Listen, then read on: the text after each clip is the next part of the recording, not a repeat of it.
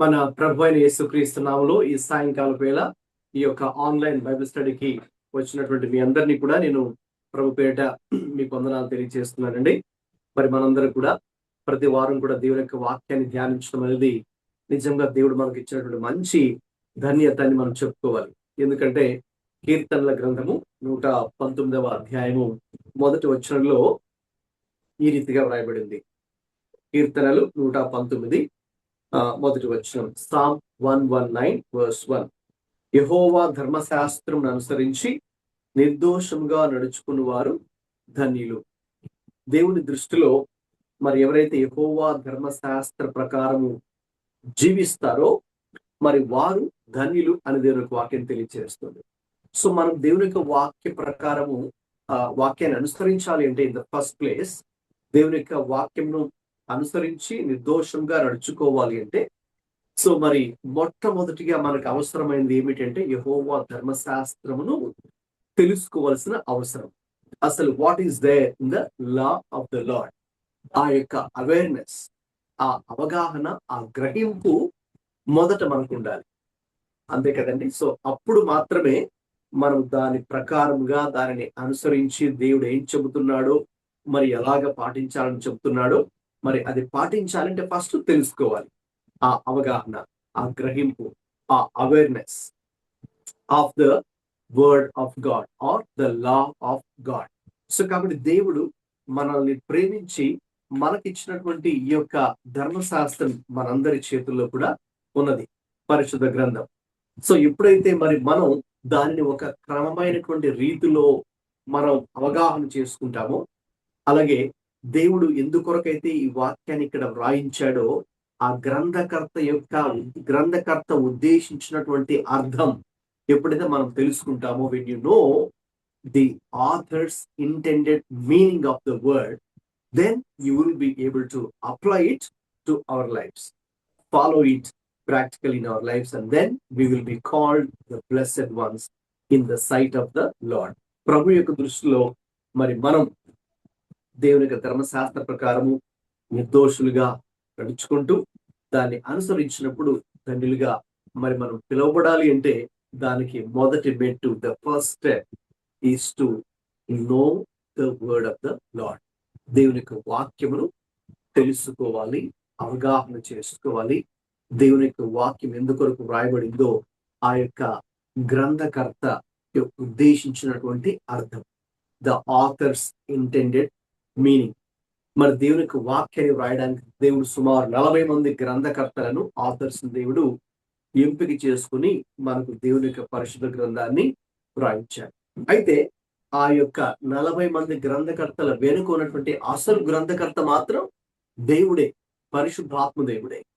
కాబట్టి ఆ దేవుని యొక్క మనస్సులో ఉన్నటువంటి ఉద్దేశాన్ని మనము బైబిల్ యొక్క గ్రంథంలో ఒక్కొక్క అధ్యాయాన్ని, ఒక్కొక్క వచనాన్ని చదువుతున్నప్పుడు గ్రంథకర్త ఉద్దేశించిన అర్థాన్ని మనం గ్రహించేవారుగా ఉంటాం. ఎప్పుడైతే దాన్ని మనం తెలుసుకుంటామో ఇక తర్వాత మనం తప్పకుండా దాన్ని మనకి జీవితాల్లోకి అన్వయించుకొని ఆ ప్రకారంగా జీవించడానికి మరి మనం నిర్ణయం తీసుకుని ముందుకు వెళ్ళినప్పుడు దేవుని దృష్టిలో మనందరూ కూడా ధన్యులుగా పిలువబడతాం. సో కాబట్టి మరి దేవుని దృష్టిలో మనందరూ కూడా ఆ రీతి ధన్యులుగా పిలువబడాలి అంటే మొట్టమొదటి మెట్టు అయినటువంటి దేవుని యొక్క వాక్యమును అవగాహన చేసుకోవడం, దేవుని యొక్క వాక్యము నేర్చుకోవడం, దేవుని యొక్క వాక్యము తెలుసుకోవడం, ఆయన పాదాల చెంత కూర్చొని మరి మనము ఒక్కొక్క విషయాన్ని మరి విశదీకరించి వివరణాత్మకముగా ఒక్కొక్క పదాన్ని, ఇన్ఫాక్ట్ ఒక్కొక్క అధ్యాయము, ఒక్కొక్క వచనము అంత మాత్రం కాదు, ఒక్కొక్క పదాన్ని కూడా మరి మనం ఇక్కడ అధ్యయనం చేస్తుండగా దేవుడే మరి మనందరికి కూడా సహాయం చేయాలని ప్రార్థనా పూర్వకంగా ఈ సాయంకాలం వేళ బైబిల్ స్టడీలో మనందరూ కూడా పాల్గొనవలసిందిగా ప్రభు పేరిట కోరుతూ ఉన్నాను.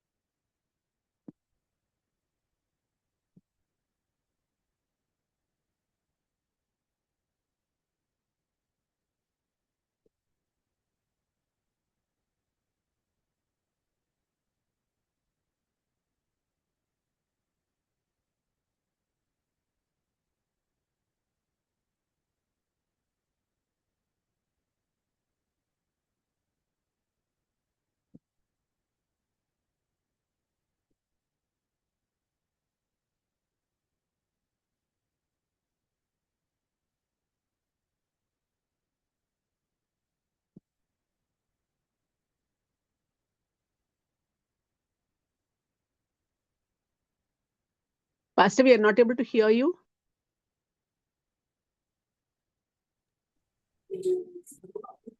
Praise the Lord. నా వాయిస్ వినిపిస్తుందండి? Now we can hear. Right. PowerPoint share చేస్తున్నానండి.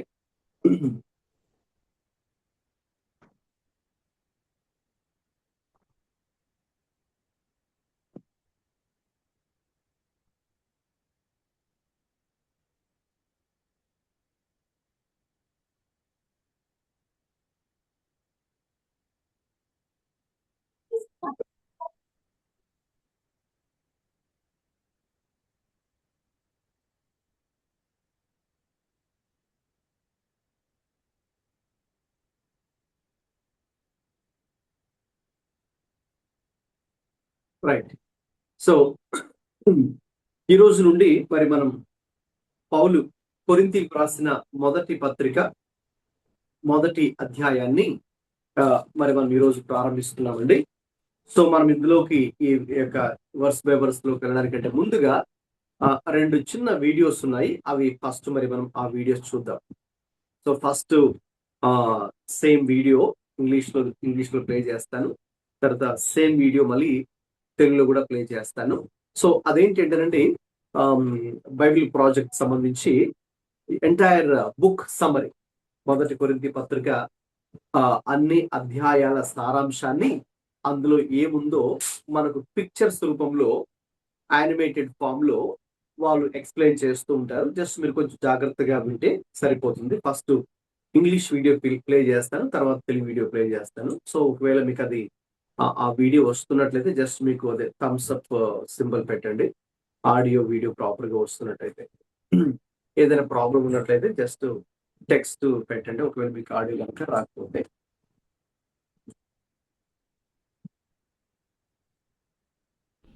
Paul's first letter to the Corinthians, written to a church community that Paul knew really well. Corinth was a major port city in the ancient world and had lots of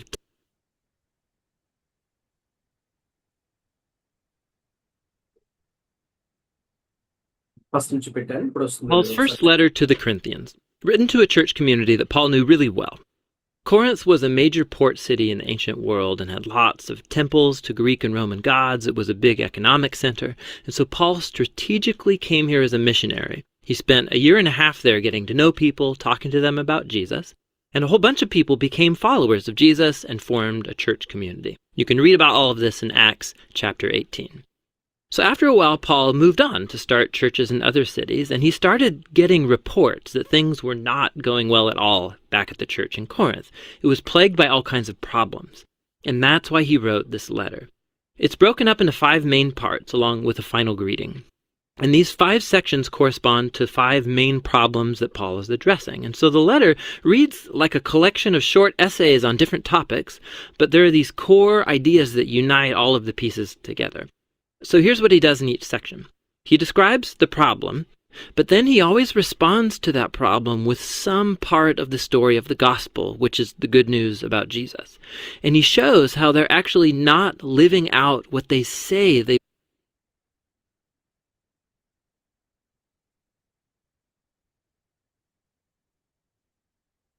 Audio is not there, Pastor Garu.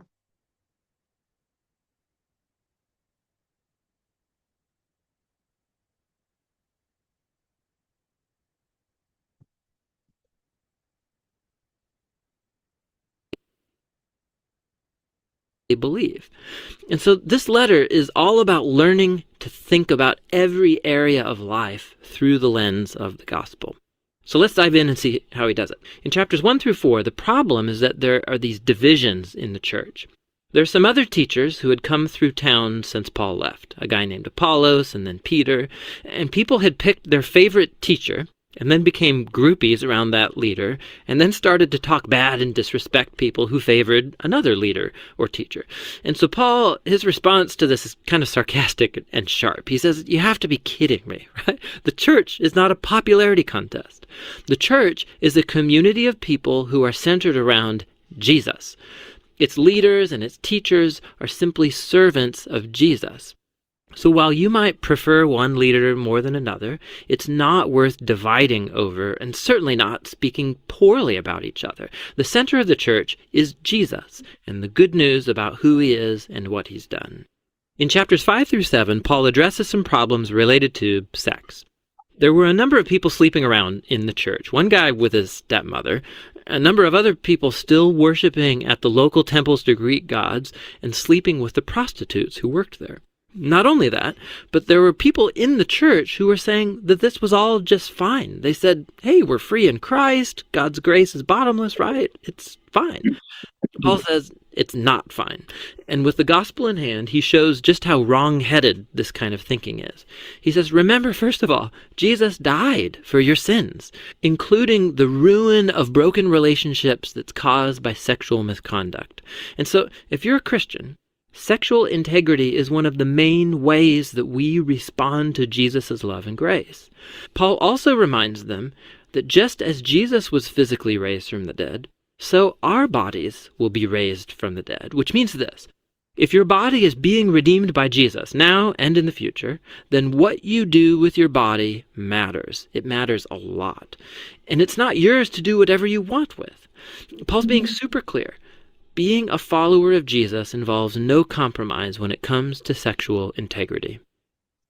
In chapters 8 through 10, the issue is about food, but not just food preferences, like do you like or dislike a certain food. The issue the Corinthians were divided over is meat that came from animals sacrificed in the local temples to Greek and Roman gods. And there was a split between the Jewish and non-Jewish Christians about how to respond to this issue. And once again, Paul appeals to some core ideas from the gospel. He says our allegiance, first and foremost, is to Jesus as Lord, not to any other gods.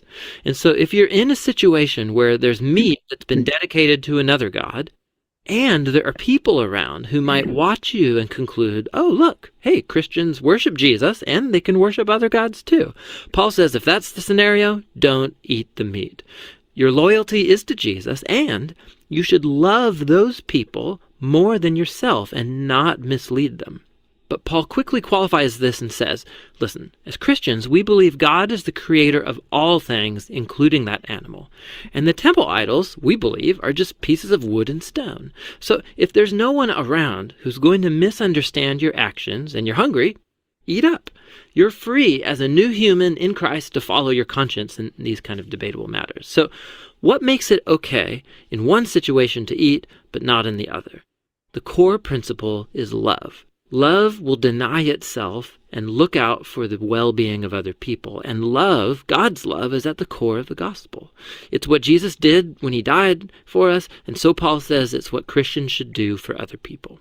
In chapters 11 through 14, Paul moves on and addresses problems in their weekly worship gathering. There were some people who were having really powerful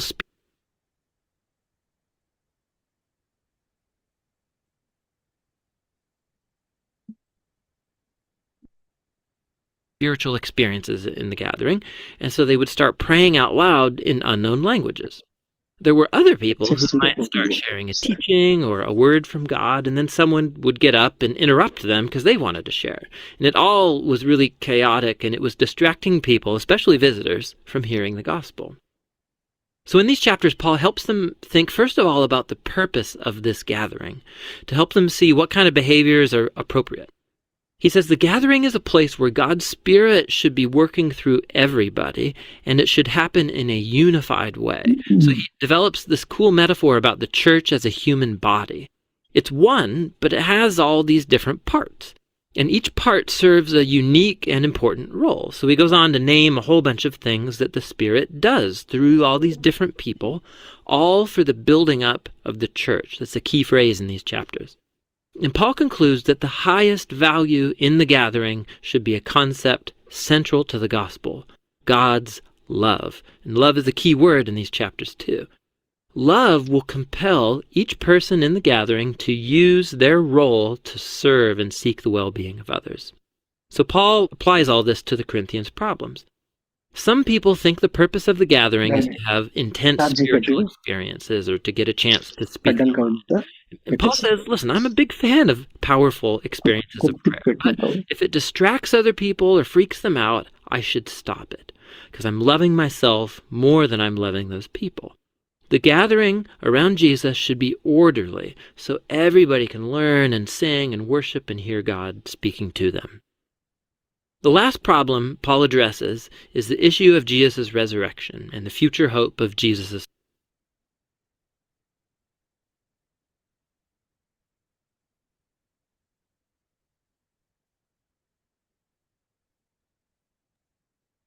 and doesn't really matter to being a Christian. And Paul reacts to this big time. He begins by saying that the resurrection is an indispensable part of the gospel. We believe in it because of the hundreds of eyewitnesses that saw Jesus alive in a physical body after being publicly executed by the Romans.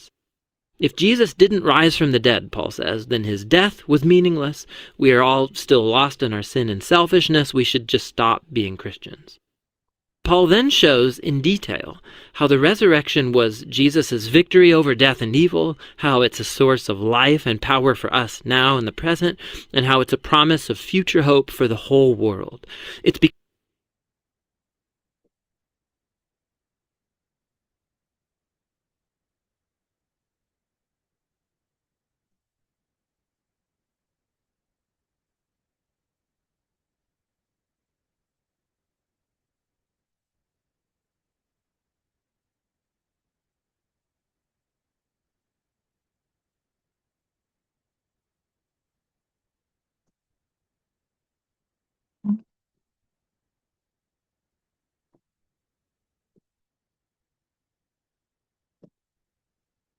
కొరింథీయులకు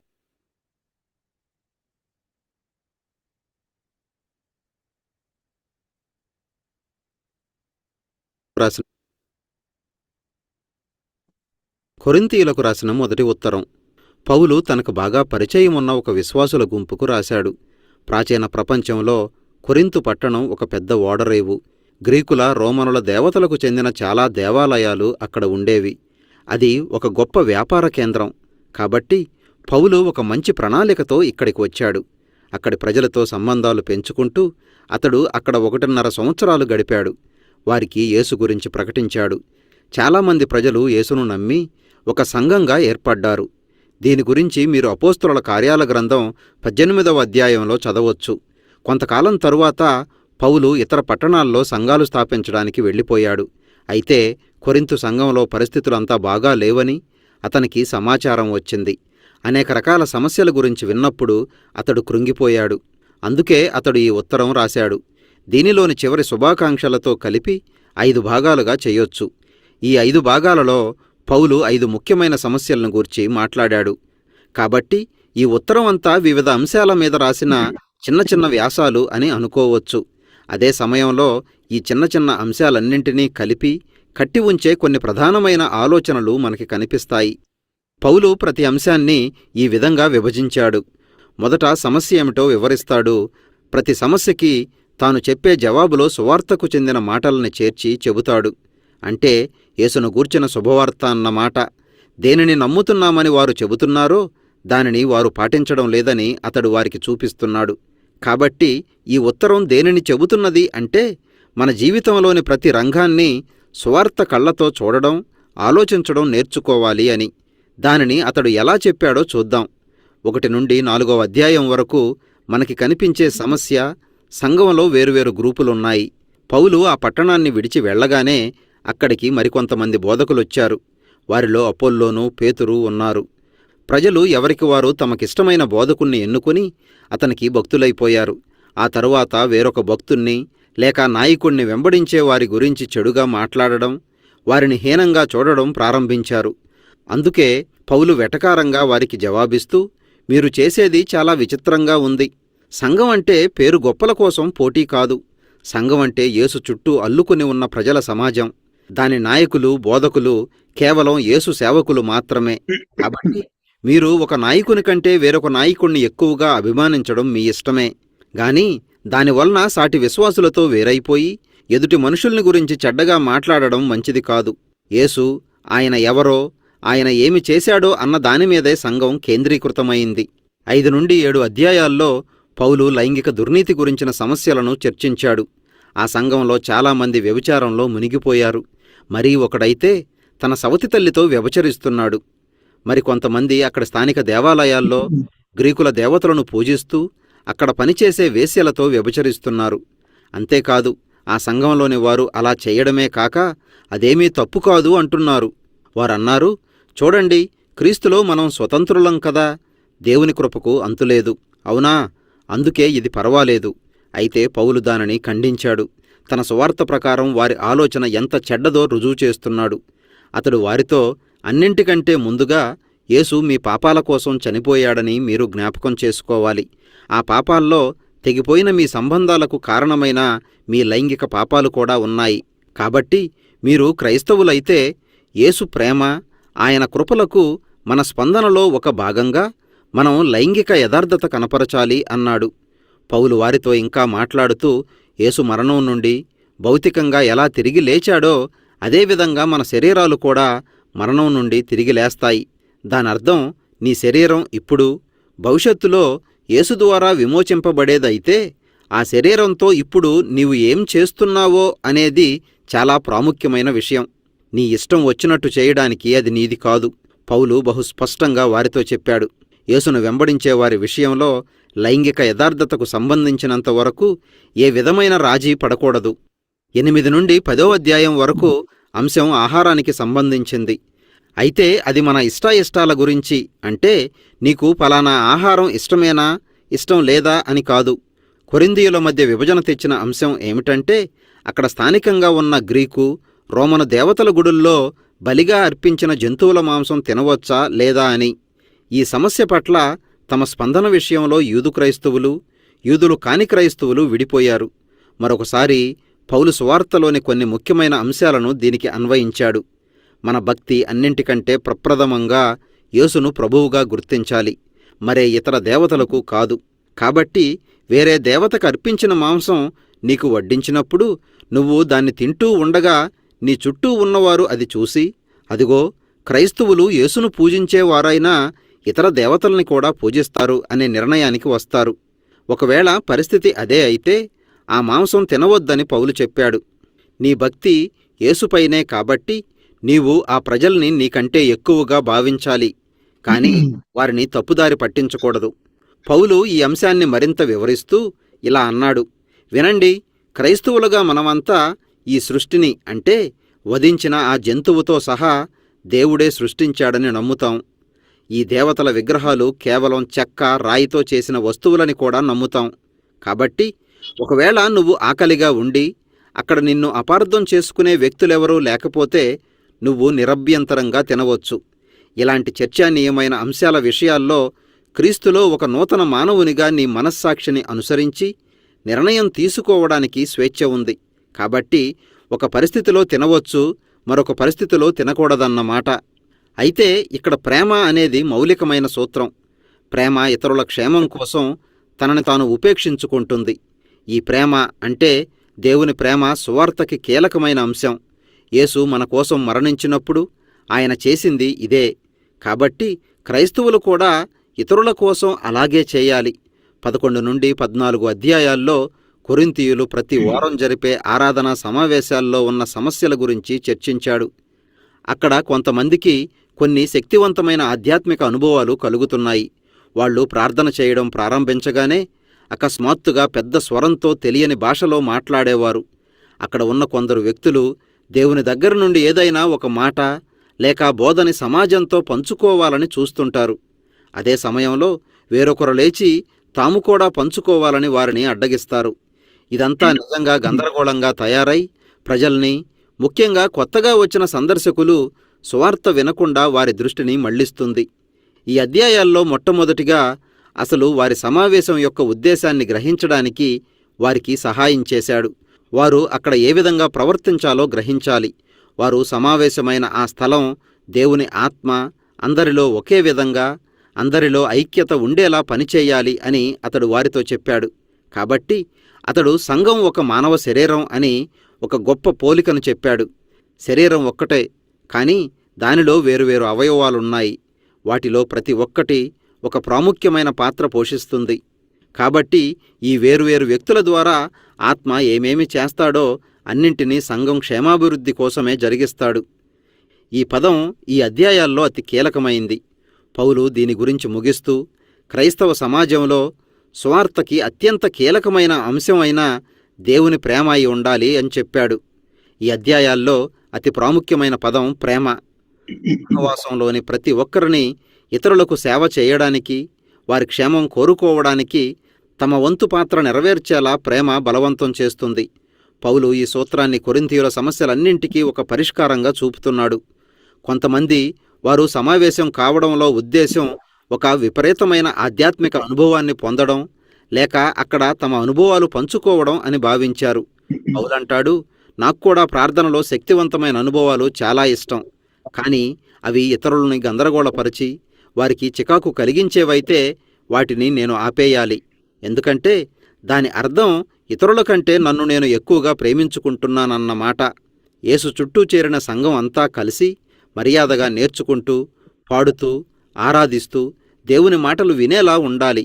పౌలు చర్చించిన చివరి సమస్య యేసు పునరుద్ధానం గురించి, ఆయన్ని వెంబడించే వారి భవిష్యత్తు నిరీక్షణ గురించి.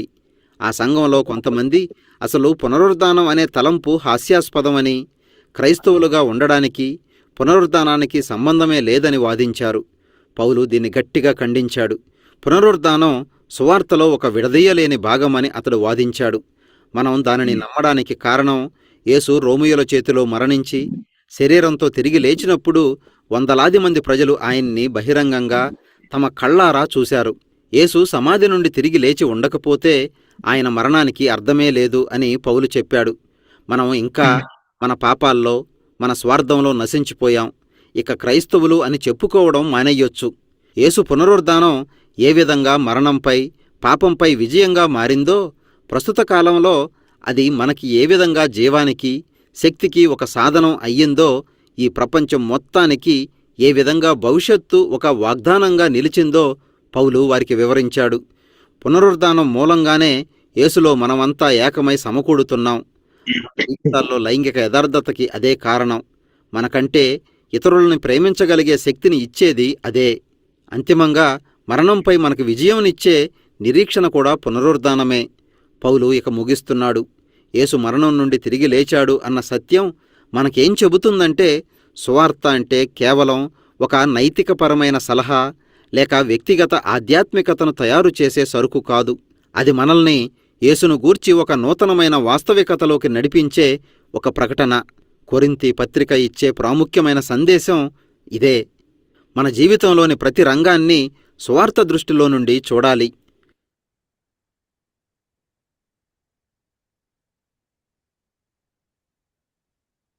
Okay, right.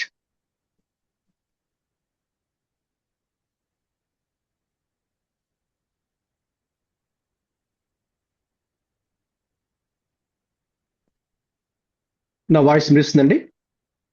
Yes, sir. Okay, right. So ఇప్పటి వరకు అండి మరి మనం మొదటి కొరింథీ పత్రిక యొక్క ఓవర్వ్యూ, ఆ పుస్తకం యొక్క బ్రీఫ్ సమ్మరీని బైబిల్ ప్రాజెక్ట్ ద్వారా ఇంగ్లీష్లోను తెలుగులో కూడా చూసాం. ఓకే, సో ఇప్పుడు మరి మనం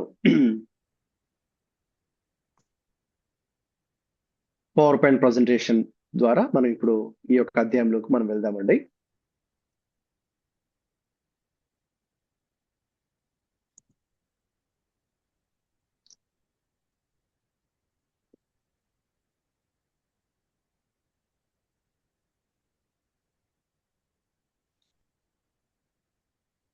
ఓకే, మీకు ఈ పీపీటీ కనిపిస్తుంది కదండి?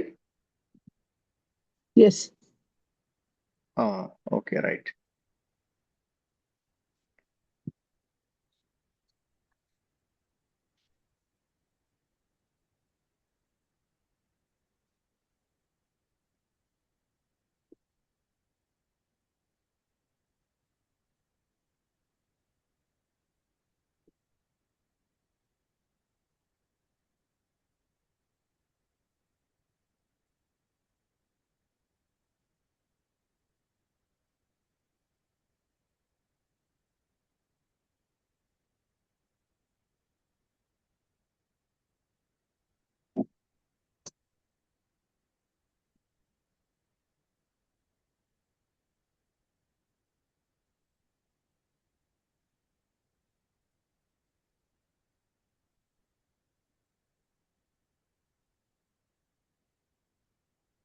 రైట్.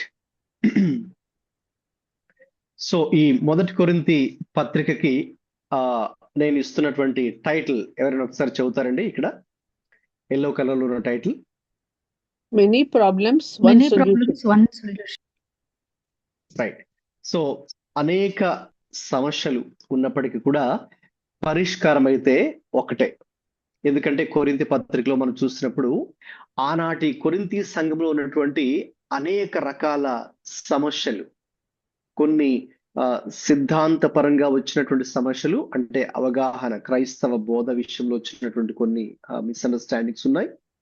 అలాగే కొన్ని ప్రాక్టికల్ ప్రాబ్లమ్స్, అంటే వారి యొక్క డైలీ లైఫ్ లో ఫేస్ చేస్తున్నటువంటి కొన్ని ప్రాబ్లమ్స్, ప్రాక్టికల్ ప్రాబ్లమ్స్ కూడా ఉన్నాయి.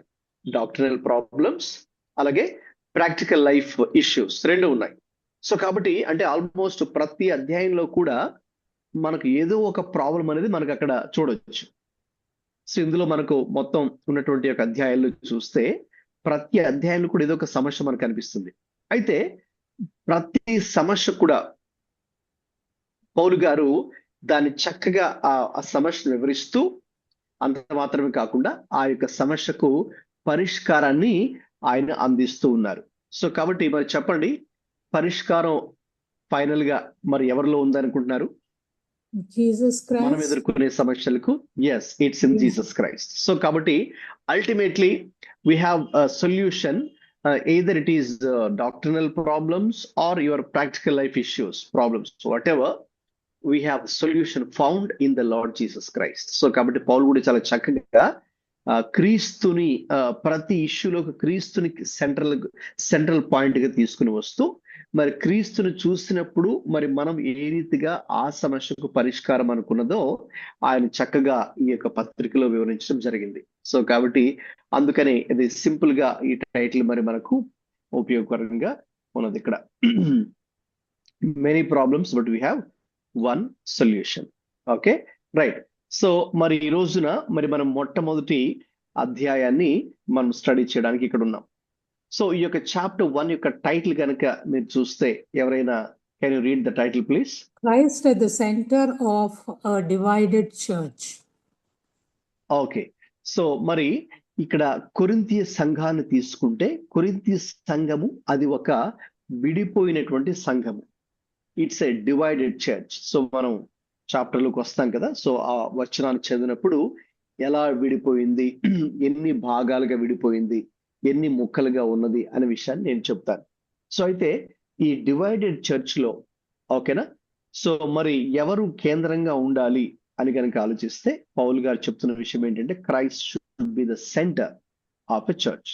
సో కాబట్టి క్రీస్తు అక్కడ ఆయనే కేంద్రంగా ఉండాల్సినటువంటి వ్యక్తి. సో కాబట్టి చాలా అద్భుతంగా ఈ యొక్క అధ్యాయంలో మరి ఆనాటి సంఘపు సమస్యను మనము ధ్యానించినప్పుడు, ఈనాడు మన యొక్క సంఘాలకు కూడా ఏ రీతిగా క్రీస్తు ఒక కేంద్ర ప్రధానమైన వ్యక్తిగా ఉండాలో ఈ విషయాన్ని ఈ మొదటి అధ్యాయంలో మరి మనము నేర్చుకోవడానికి ఇక్కడ ఉన్నాం. రైట్. మరొకసారి మరి కొరింథీ గురించి ఆలోచిస్తే, ఎందుకంటే పౌలు గారి పత్రిక కొరింథీలోకి ఈ పత్రిక రాశారు. ఓకే, సో కాబట్టి ఒకసారి మనం కొద్దిగా బ్యాక్గ్రౌండ్ ఫస్ట్ మరి మనం అర్థం చేసుకుందాం. రైట్, ఈ యొక్క చాప్టర్ లోకి ఆ వర్స్లోకి డైరెక్ట్ గా మనం వెళ్ళడానికి ముందుగా ప్రతి పత్రిక అంటే ఆ విషయానికి వస్తే, every book, any book you study in the Bible, first మనకు ఆ యొక్క historical, geographical, cultural, religious or economic background తెలుసుకున్నప్పుడు then the text becomes very meaningful for us. Okay, so అందుకే మరి ఈ యొక్క బైబిల్ స్టడీలో మరి మనము, నేను మీకు ఏ పత్రిక అంటే ఏ పుస్తకాన్ని బోధించినా కూడా దానికి సంబంధించినటువంటి ఆ యొక్క చారిత్రాత్మక నేపథ్యం, ఓకే, ఆ భౌగోళిక, చారిత్రాత్మక, మతపరమైనటువంటి ఆ యొక్క నేపథ్యం, బ్యాక్గ్రౌండ్ తెలుసుకుంటే ఇక నెక్స్ట్ పౌలు గారు ఈ ముఖ్యంగా ఈ పత్రికలో ఆ విషయాలు ఎందుకు అలా చెబుతున్నారో మనకు ఈజీగా అర్థమవుతుంది. సో కాబట్టి ఆ ప్రయత్నంలోనే భాగంగా ఇప్పుడు మరి మనము కొరింథు గురించి ఆలోచిస్తే, అసలు కొరింథుకి పౌలు గారికి ఉన్నటువంటి కనెక్షన్, సంబంధం ఏంటి? పౌలు గారు ఎప్పుడు కొరింథుకి వెళ్ళారు? ఎప్పుడు ఆయన అక్కడ సువార్త ప్రకటించారు? ఎప్పుడు ఆయన సంఘాన్ని అక్కడ ప్రారంభించారు అనే విషయాన్ని కనుక మనం పరిశీలిస్తే అపోస్తల కార్యాల గ్రంథము మరి 15వ అధ్యాయము 36 నుండి 18వ అధ్యాయము 22 వరకు కూడా మనకు ఇక్కడ పౌలు చేసినటువంటి రెండవ సువార్త యాత్ర మనకు కనిపిస్తుంది. మరి పౌలు గారు చెప్పండి, ఒక ప్రశ్న అడుగుతున్నాను, ఎన్ని సువార్త యాత్రలు చేశారండి?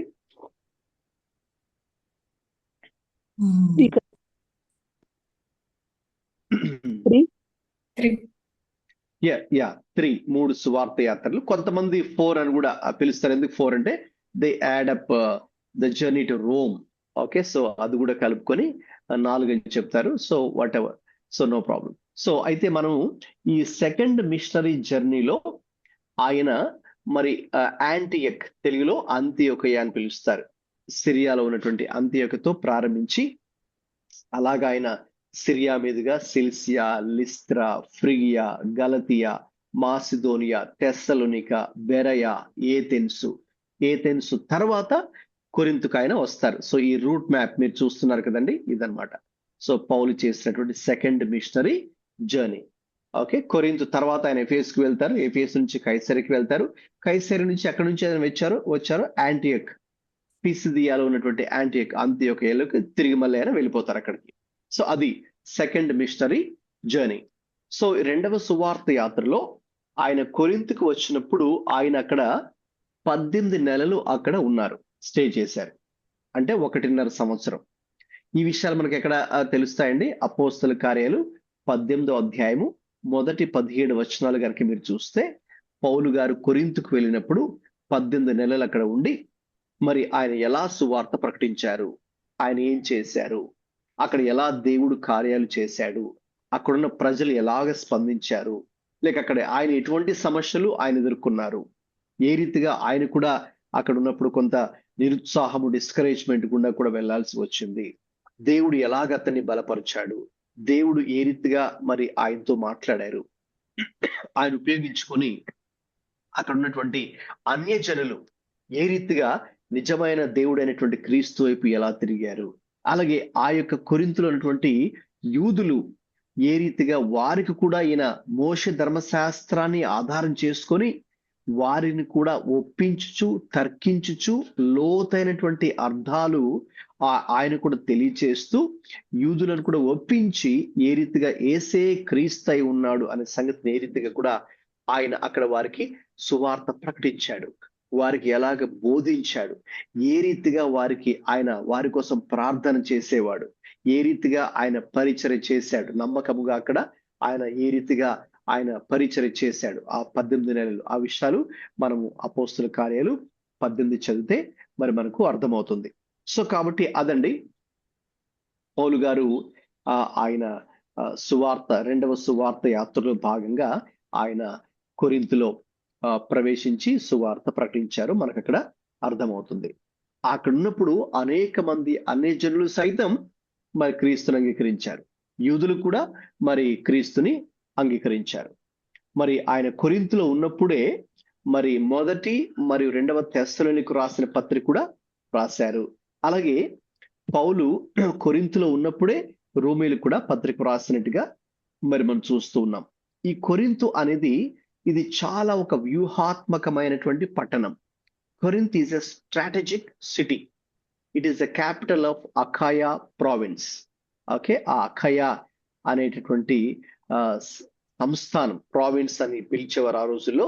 దానికి ఇది ఒక క్యాపిటల్ సిటీ. ఆ రోజుల్లో 2,50,000 మంది జనాభా మరి అక్కడ ఉండేవారు. It's a major trade and commercial centre. బాగా వర్తకానికి, వ్యాపారానికి బాగా ప్రసిద్ధిగాంచినటువంటి ఒక పట్టణం. At the same time it's a famous religious centre also. ఎందుకంటే ఆ రోజుల్లో చాలా ప్రఖ్యాతిగాంచినటువంటి దేవాలయాలు, టెంపుల్స్ అక్కడ ఉన్నాయి. సో కాబట్టి అది ఒక స్ట్రాటజిక్ గా పౌలు గారు పరిచర్య కోసం తీసుకొని అక్కడ అంతా మిక్స్డ్ గ్రూప్ పాపులేషన్ ఉండేదన్నమాట. సో ఇటు అన్యులు ఉన్నారు, అన్యుల్లో కూడా మళ్ళీ రోమన్స్ ఉన్నారు, గ్రీక్స్ కూడా ఉన్నారు. తర్వాత సో రోమన్స్ వాళ్ళు ఆరాధించే దేవుళ్ళు, దేవతలు వేరు, గ్రీక్స్ వారి యొక్క ఫిలాసఫీ, వారి యొక్క రిలీజియస్ ప్రాక్టీసెస్ వేరు.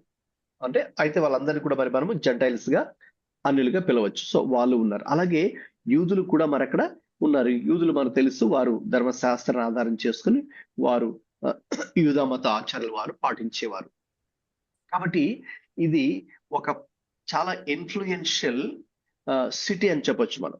సో కాబట్టి పౌలు కూడా పరిచర్య కోసం దాన్ని ఉపయోగించుకొని, ఎందుకంటే ప్రభువు కూడా ఆయనకు ఇచ్చినటువంటి దర్శనంలో చెప్పారు కదా, ఈ పట్టణంలో అనేక బహుజనులు ఉన్నారు నాకు సంబంధించిన వారు, కాబట్టి నీవు ఇక్కడ ఉండి మరి వీరికి సువార్త ప్రకటించాలని ప్రభు కూడా చెప్పారు. సో కాబట్టి కొరింథు అనేది ఆ రోజుల్లో ఒక చాలా ప్రఖ్యాతిగాంచినటువంటి పట్టణమే అని చెప్పొచ్చు. సో ఒకసారి మీరు గనక ఇది చూస్తే ఈ యొక్క పిక్చర్, ఈ కొరింథ్ ఇక్కడ చూడండి సెంటర్ లో ఉంది కదండి.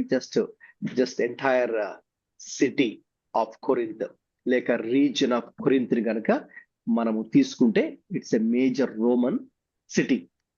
ఇంకా చెప్పాలంటే కొన్ని విషయాలు దాని గురించి తెలుసుకోవాలంటే, చాలా వెల్దీ సిటీ, చాలా ఐశ్వర్యులు ధనవంతులు అక్కడ నివసించేవారు. ఇట్స్ ఎ కాస్మోపాలిటన్ సిటీ, చాలా కమర్షియల్ గా స్ట్రాటజిక్ ప్లేస్ అన్నమాట.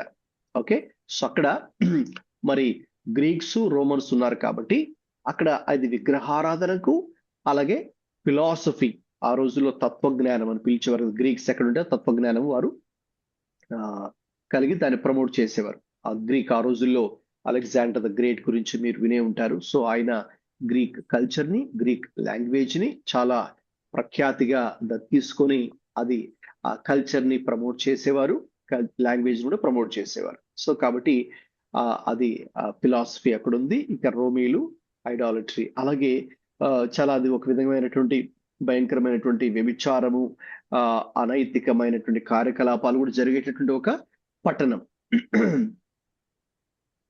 సో మరి మనం గనక చూస్తే ఇక్కడ 1 అని ఉంది కదండి, ఇది మీకు క్లియర్ గా ఇమేజ్ కనిపిస్తుందండి అందరికి? ఓకే, సో ఇక్కడ ఈ ఇమేజ్ లో 1 రెడ్ కలర్ లో ఉంది.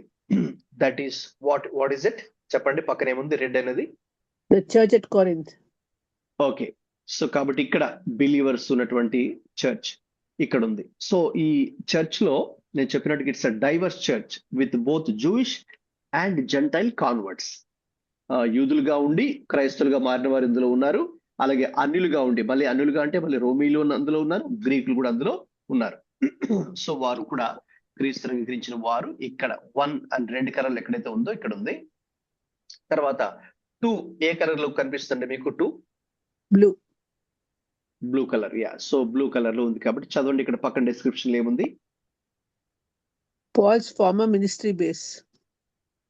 ఓకే, సో పౌలు గారు ఇక్కడ ఉండి క్రిస్పు అనే ఒక యూదుల సమాజ మందిరపు అధికారి, సో సినగాగ్ అని పిలిచేవారు కదండి. సో అక్కడ ఆయన బేస్ చేసుకుని, ఎందుకంటే ఆ అధికారి క్రీస్తుని అంగీకరించినట్టుగా మనం చూస్తున్నాం. సో 2 ఎక్కడైతే నెంబర్ 2 అని ఉందో, సో ఇక్కడ పౌలు గారి పరిచర్య కేంద్రము అని మనం చెప్పొచ్చు. తర్వాత 3 ఏ కలర్ లో ఉందండి? గ్రీన్. సో ఆ గ్రీన్ ఏంటండి? ఇక్కడ ఏం చూస్తున్నారు మీరు? The Acronith Hill. Okay, so Acrocorinth hill అన్నమాట అది. ఓకే, సో ఇది ఏంటంటే it's a large rocky hill above the city, a fortified citadel, a symbol of power and pagan temples. So ఇక్కడ ఈ కొండ పైన ఈ యొక్క అన్యులకు సంబంధించినటువంటి దేవాలయాలు ఉండేవి. సో ఈ యొక్క రాకీ హిల్ అంతా కూడా అది ఒక వాళ్ళ సిటీకి ఒక ప్రైడ్ గా వాళ్ళు దాన్ని చెప్పుకునేవారు అనమాట, ఒక power, symbol of power and pride. Okay, so ఇది. ఇక నెక్స్ట్ మనం ఇక్కడ చూస్తే 4 కు రండి. 4 ఏ కలర్ లో ఉందండి? Purple. Yeah, so what is found there? 4 description లో చదవండి ఇక్కడ. The temple of Apollo, situated on the east side of the city. Corinth was famous for the worship of Apollo. Yes, ఈ పేరు ఎక్కడైనా విన్నారండి? అపోల్లో. Yes, sir. మనకు ఇండియాలో కూడా చాలా పాపులర్ నేమ్. ఎవరు పెట్టుకున్నారండి అపోల్లో అనే పేరు? Hospital. అపోల్లో హాస్పిటల్. అలాగే అపోలో ఫార్మసీ 24/7 ఫార్మసీ చాలా ఉన్నాయి కదండి, స్టోర్స్, ఫార్మసీ స్టోర్స్. సో ఆ నేమ్ అన్నమాట అపోలో. సో అపోలో ఏంటి అంటే చాలా ఫేమస్ టెంపుల్ అండి ఆ రోజుల్లో, జంటైల్ టెంపుల్ అన్నమాట. సో కొరింథీలు ఎక్కువగా ఈ ఈస్ట్ సైడ్ ఆఫ్ ద సిటీలో ఉన్నటువంటి ఫేమస్ టెంపుల్, చాలా పెద్దది, అక్కడ ఉంటది అనమాట, వర్షిప్ ఆఫ్ అపోలో. సో చాలా మంది ఎవరైతే క్రిస్టియన్స్ గా మారారో కొరింథీలో, ఒకప్పుడు వన్స్ అపాన్ ఎ టైం వాళ్ళు ఇక్కడికి వెళ్ళేవారు అనమాట. ఓకే, సో ఇక్కడ వాళ్ళు ఆ యొక్క పేగన్ ప్రాక్టీసెస్ ని వాళ్ళు ప్రాక్టీస్ చేసేవారు. ఓకే, అది. ఇక తర్వాత next come to 5. 5 A colour లో ఉందండి? Orange. Orange colour. సో ఏంటి డిస్క్రిప్షన్ చదవండి ఇక్కడ. The marketplace, agora. కింద centre of Center of commerce, politics, and philosophy, where people debated ideas and idols were sold. Okay, right. So ఇది ఒక commercial place అని చెప్పొచ్చు, పాలిటిక్స్, ఫిలాసఫీ డిస్కస్ చేసే place, చాలా డిబేట్స్, ఇక్కడ పబ్లిక్ డిబేట్స్ ఎక్కడెక్కడ జరుగుతుండేవి. అలాగే సేమ్ టైం ఐడల్స్ ని కూడా అక్కడ వాళ్ళు అమ్ముతూ ఉండేవారు. So it's a market place, అలాగే places of debates and discussions. అది. తర్వాత కమ్ టు 6 చదవండి ఆ place Centria, the name. port. Yeah, Centria. The seaport of Corinth, about 16 kilometers east. Paul shaved his head here because of a vow. Okay. So ఇది కూడా ఇక్కడ port అనేది ఇక్కడ మనకి కనిపిస్తుంది అనమాట. ఇది కూడా ఒక ఇంపార్టెంట్ లొకేషన్ గా మనం చూసుకోవచ్చు. ఇది మనకి యాక్ట్స్ 18:18 లో కూడా ఈ ప్లేస్ గురించే ప్రస్తావించారనమాట. Next come to 7. Okay, Stephen's household. Yeah, Paul mentions the household of Stephen's likely key supporters in the church. 1వ అధ్యాయము 16వ వచనంలో మనకు స్టెఫను గురించి పౌలు గారు చెప్పారు. ఓకే, సో కాబట్టి స్టెఫన్ అంటే మనకి యాక్ట్ 6 లో ఉన్న స్టెఫను కాదండి, ఈ స్టెఫన్ వేరు. సో కాబట్టి అక్కడ ఎవరి గృహంలో అయితే ఆరాధన జరుగుతూ లేకపోతే ఒక నాయకుడిగా ఉన్నటువంటి వ్యక్తి ఇక్కడ అన్నమాట. ఓకే, 16 verse లో ఉన్నటువంటి స్టెఫన్ పేరు ఇక్కడ ఉంది. అలాగే నౌ కమ్ టు 8. 8 గురించి చెప్పండి ఏముంది ఇక్కడ. House of Chole's people, 1:11. Likely a Okay. meeting place for the church, Chole was a woman of influence. Okay, 1వ అధ్యాయం 11వ వచనంలో మనకు క్లోయే ఇంటి వారి వలన నాకు తెలియవచ్చును అని పౌలు గారు ఒక విషయం చెప్పారు. క్లోయే స్త్రీ, ఆ క్లోయే ఇంటి దగ్గరే మోస్ట్లీ వారందరూ కూడా కూడుకొని వారు ఆరాధించేవారు. కనిపిస్తుంది కదండి ఇక్కడ అన్నమాట. 8 ప్లేస్ క్లోయే. ఆరాధన కాదు, quarrels. There are quarrels among you. అవును. My so brothers, some from Chole household, have informed me that there are quarrels among you. Yeah, so వాళ్ళ ఇంట్లో ఎక్కడైతే ఆరాధన జరుగుతుందో, సో అంటే కొరింథీ సంఘంలో ప్రాబ్లమ్స్ ఉన్నాయని, డివిజన్స్ ఉన్నాయని ఆ ఇంటి వారి వల్ల తెలిసింది అనమాట. సో ఆ ఇల్లు ఇక్కడ ఉందన్నమాట. ఓకే, అది 8. ఓకే, నెక్స్ట్ 9 చదవండి. 9 which colour do you see there?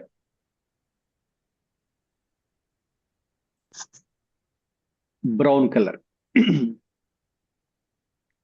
The Isthmus of Corinth. So the narrow land bridge between the Aegean Sea and the Gulf of Corinth. So strategic route area అన్నమాట ఇది. So ఆ రోజుల్లో business route అనేది ఇక్కడ మనకి చూడొచ్చు. Okay, so కాబట్టి overall గా మనం ఈ కొరింత్ సిటీని కానీ, ఆ యొక్క ప్రావిన్స్ ని కానీ, ఎంటైర్ రీజియన్, ఆ ప్రావిన్స్ ని, ఆ చుట్టుపక్కల ప్లేసెస్ ని తీసుకుంటే, ఇంపార్టెన్స్ ని తీసుకుంటే, ఓవరాల్ గా మనకు అర్థమయ్యే విషయం ఏంటంటే it's a political centre. Okay, ఎందుకంటే రోమన్ కాలనీగా it was declared as Roman colony. Roman officials అక్కడ ఉండేటటువంటి వారు. ఓకే, సో తర్వాత it's a religious centre also. ఇప్పుడే మనం చెప్పుకున్నాం కదండి. సో చాలా టెంపుల్స్ అక్కడ ఉన్నాయి, చాలా విగ్రహారాధన ఎక్కువగా జరుగుతున్నది. At the same time it's a commercial hub also. So trade, wealth, ఓకేనండి, మనీ ఎక్స్చేంజ్. ఓకే, సో అవన్నీ కూడా అఫ్ కోర్స్ దాంతో పాటుగా lot of immorality, prostitution, okay, prostitution అంటే యాక్చువల్గా అక్కడ ఉన్నటువంటి టెంపుల్లో ఉన్నటువంటి కొంతమంది ఉన్నటువంటి పని వాళ్ళు, ఓకేనండి, వాళ్ళు టెంపుల్లో అక్కడ సర్వ్ చేస్తూ ఈవినింగ్ వాళ్ళు బయట సిటీలో కూడా వచ్చి ప్రాస్టిట్యూషన్ కూడా వాళ్ళు ఇన్వాల్వ్ అయ్యారు అనమాట. మనకు ఎలాగైతే మన ఇండియాలో మీరు విన్నారు లేదో దేవదాసి వ్యవస్థ సిస్టమ్ అని ఉంది కదండి, విన్నారా? So it's similar pattern. So ఏంటంటే టెంపుల్ ప్రాస్టిట్యూషన్ అది ఇప్పుడు కూడా మన ఇండియాలో కొన్ని ప్లేసెస్ లో ఈ దేవదాస్ వ్యవస్థ జరుగుతుందన్నమాట. So temple prostitution, so same setup అప్పట్లో కొరింథీలో కూడా అది ఇక్కడ జరిగేది అనమాట. So it was known for prostitution. తర్వాత ఇట్స్ అ డైవర్స్ పాపులేషన్, ఇప్పుడే చెప్పుకున్నాం. అక్కడ యూదులు ఉన్నారు, గ్రీకులు ఉన్నారు, రోమీలు ఉన్నారు, అలాగే ఆ రోజుల్లో స్లేవరీ సిస్టమ్ ఉంది. సో ఆ స్లేవరీ సిస్టమ్ నుంచి ఎవరైతే విడిపించబడ్డారో వాళ్ళందరూ వచ్చి ఇక్కడ కూడా వాళ్ళు ఉండేవారు. Okay, right. సో ఇది మనకు కొంత ఆ యొక్క geographical, historical, cultural, religious background మనం కొంత ఖచ్చితంగా తెలుసుకోవాలి. అది తెలుసుకున్నప్పుడే ఇక నెక్స్ట్ మనము టెక్స్ట్ లోకి వెళ్ళి అవన్నీ చదువుతున్నప్పుడు, ఓకేనా, you can easily relate to that what Paul is speaking, why Paul is saying that, ఓకేనండి. సో అంటే వాళ్ళ బ్యాక్గ్రౌండ్ ఏంటో, వాళ్ళ మనస్తత్వం ఏంటో, వాళ్ళ కల్చర్ ఏంటో, ఆ రోజుల్లో వాళ్ళు ఏది ప్రాక్టీస్ చేసేవారు, ఇవన్నీ మనం తెలుసుకున్నప్పుడే the text becomes very meaningful for us, right? అందుకని నేను కొంచెం టైం తీసుకొని స్టార్టింగ్ లో మీకు ఈ విషయాలను కూడా ఎక్స్ప్లెయిన్ చేయడం జరుగుతూ ఉంది. తర్వాత ఈ చర్చ్ గురించి మనం ఆలోచిస్తానంటే this church is city full of pride, ఓకేనండి. చాలా వీళ్ళు గర్వంగా చెప్పుకునేవారు అనమాట. ఓకే, సో ఎందుకంటే ఇది మా చాలా ఫేమస్ సిటీ, మా సిటీలో ఇది ఉంది, అది ఉంది అని కొన్ని సింబల్స్ ఆఫ్ ప్రైడ్ అని చెప్పుకున్నాం కదా. For example that Acrocorinth hill. So it's a city full of pride and the same time division. అర్థమైతే వరల్డ్లీ విజ్డమ్ అని చెప్పాను కదండి. గ్రీక్ ఫిలాసఫీ ఇక్కడ స్ప్రెడ్ అయ్యేది. ఆ ఫిలాసఫీస్ ని అక్కడ వాళ్ళు కొన్ని సెంటర్స్ వాళ్ళు డిస్కషన్ చేసుకునేటువంటి వారు. ఓకేనండి, దే హ్యావ్ ఓపెన్ డిబేట్స్. అలాగే they got some training schools where they give skills in communication skills. మనకి ఇప్పుడు సాఫ్ట్ స్కిల్స్, స్పోకెన్ ఇంగ్లీష్, లేకపోతే డిఫరెంట్ స్కిల్స్ ఉన్నాయి కదండి.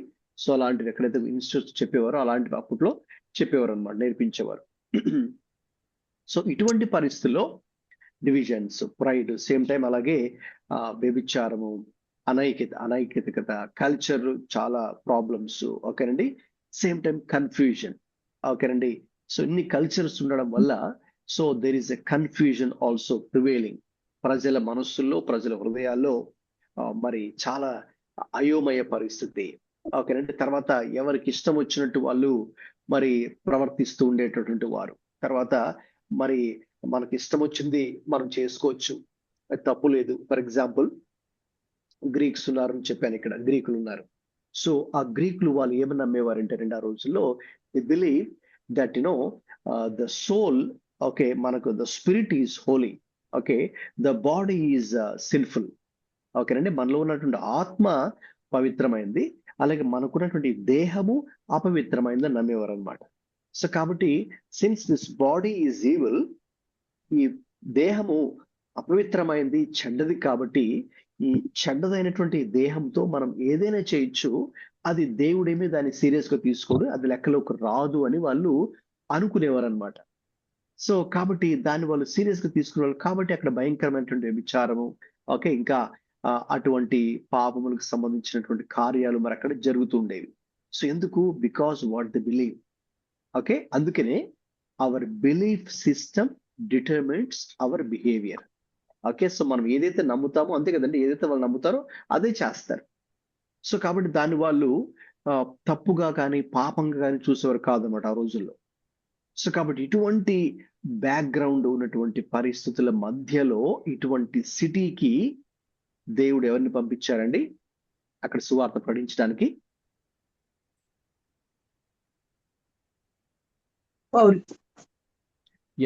పౌలుని దేవుడు అక్కడికి పంపించారు. ఓకే, సో పౌలు గారు కూడా అక్కడికి వెళ్ళినప్పుడు చాలా రకాల సమస్యలు ఆయన కూడా ఎదుర్కొన్నారు. అయితే ఇటువంటి పరిస్థితుల్లో, ఇటువంటి పాపం ఎక్కువగా ఉన్నట్లు మరి పట్టణంలో కూడా మరి దేవుడు ఎందుకు అతన్ని పంపించాడంటే because gospel has to go, అంతే కదండి. సో కాబట్టి ఆ యొక్క పాపములోను, లేకపోతే వారు ఆ కన్ఫ్యూజన్ లోను, మరి నిజమైన దేవుడు ఎవరో తెలియక ఒక విగ్రహారాధన చేస్తూ, లేకపోతే ఇంకొక రకమైన ఫిలాసఫీస్ ని వారు నమ్ముకొని, ఓకేనండి, సత్యము తెలియకుండా ఆ సత్యమైన దేవుడు ఎవరో తెలియనటువంటి ప్రదేశానికి దేవుడు పౌలుని అక్కడికి పంపించడం జరిగింది. ఓకే, సో పంపించి వారికి అక్కడ సువార్తను మరి ఆయన ప్రకటించడం జరిగింది. అదే ప్రదేశంలోనే మరి సంఘము కూడా మరి ఏర్పడింది. అదే సంఘము తర్వాత చాలా it became very much influential. ఇంకా దాని ద్వారా ఇంకా ఈవెన్ చివరికి రోము కూడా సువార్త వెళ్ళడానికి, ఇంకా అనేకమైనటువంటి ప్రదేశాలకు సువార్త వెళ్ళడానికి ఇది ఒక స్ట్రాటజిక్ సిటీగా దేవుడు అక్కడ మార్చాడు. సో కాబట్టి దేవుని కార్యాలు చాలా అద్భుతంగా ఉంటాయి కదండి, కొన్నిసార్లు మనకు అర్థం కాదు. కాబట్టి దేవుడు కూడా మిమ్మల్ని ఒక ప్రదేశంలో పెట్టాడంటే, ఒక ప్రాంతంలో పెట్టాడంటే, ఒక సిటీలో పెట్టాడంటే, గాడ్ హ్యాస్ ఎ పర్పస్. దేవుని కంటే ఒక ఉద్దేశము ఉంటుంది. అది మనకు స్పష్టంగా అర్థం కాకపోవచ్చు. But as you obey the voice of God, then God will use us. దేవుడు మనల్ని ఎక్కడైతే పెట్టాడో ఆ ప్రాంతంలో, ఆ కాలనీలో, ఆ యొక్క నగర్లో, ఆ యొక్క సిటీలో, లేక ఆ విలేజ్ లో, ఓకే, సో ఆ స్టేట్ లో, so God has a purpose. So అది మనకు నెమ్మదిగా మరి మనకు అది అర్థమవుతుంది. ఇకపోతే తర్వాత ఇంతవరకు కూడా నేను మీకు ఈ యొక్క హిస్టారికల్, కల్చరల్, రిలీజియస్ బ్యాక్గ్రౌండ్ మీతో చెప్తూ వచ్చాను. సో పౌలు గారు ఏ రీతిగా అక్కడ సువార్త ప్రకటించాడో మరి మనకు 18వ అధ్యాయం, అపోస్తల కార్యాల 18వ అధ్యాయం చదువు మనకు అర్థమవుతుంది. పౌలు గారు అక్కడికి రావడము, ఓకేనండి, that took place about AD 50 to 52 మధ్యకాలం పౌలు గారు అక్కడికి వెళ్ళారు. తన యొక్క సెకండ్ మిషనరీ జర్నీలో అక్కడ ఆయన 18 నెలలు అక్కడ ఉండి సువార్త ప్రకటించాడు.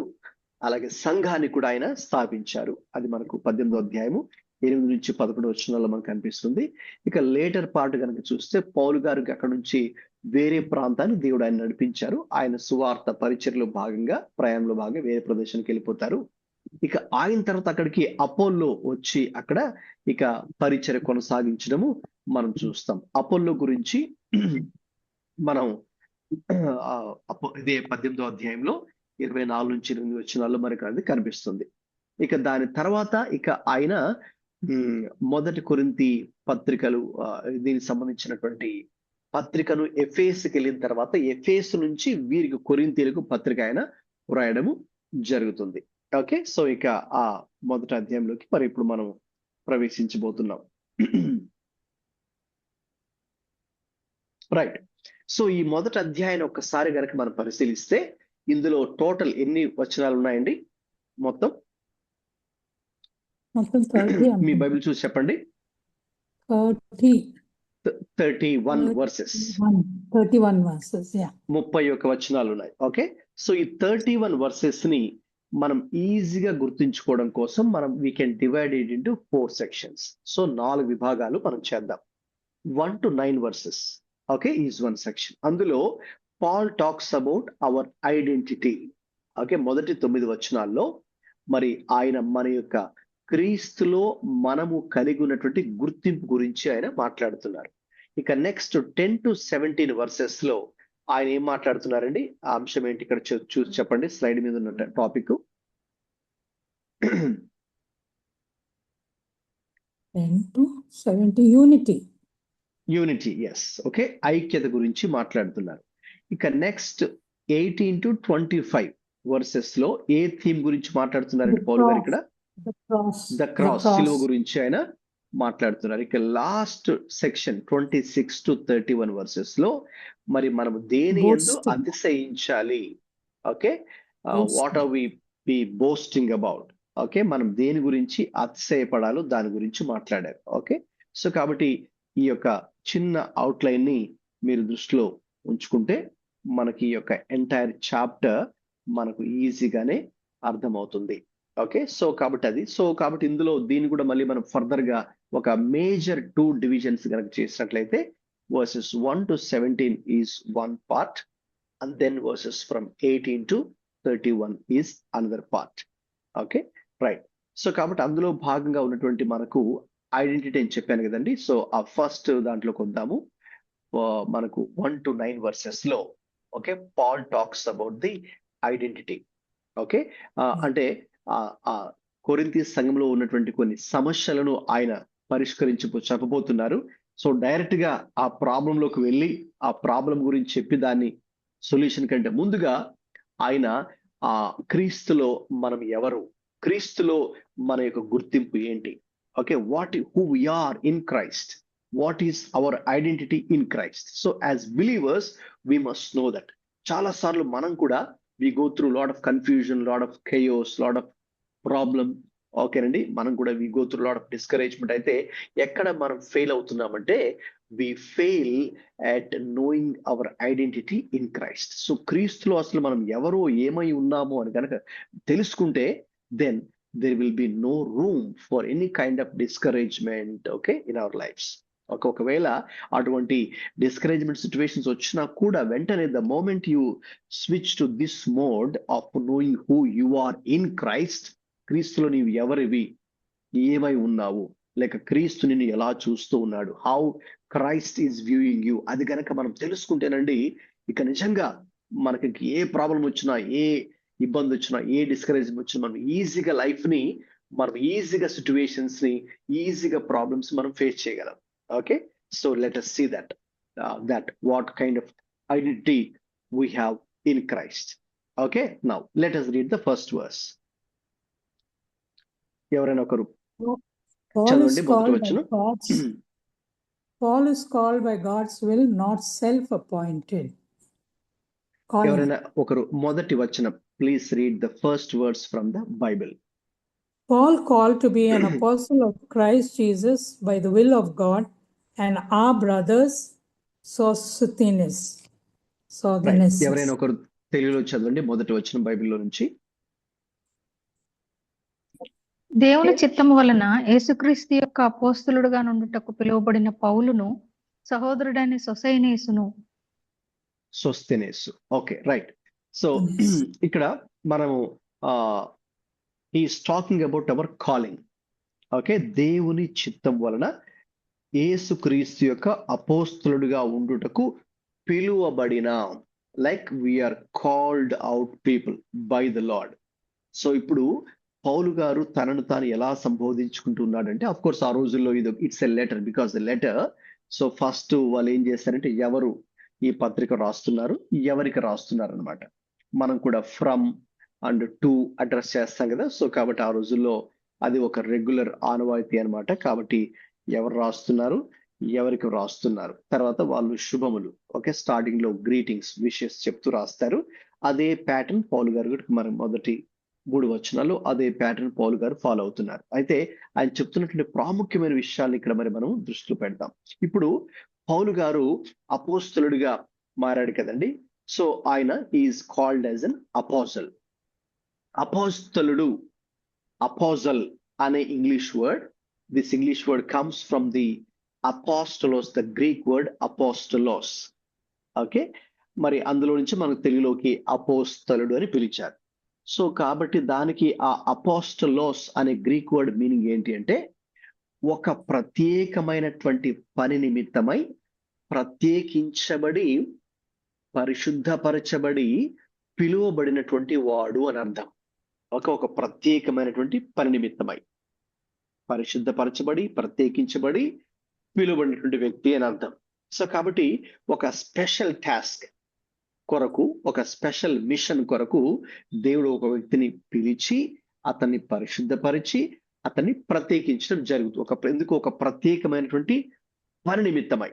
ఓకే, ఇప్పుడు మరి మీరు చెప్పండి, ఒక చిన్న ప్రశ్న, జనరల్ క్వశ్చన్ అడుగుతున్నాను.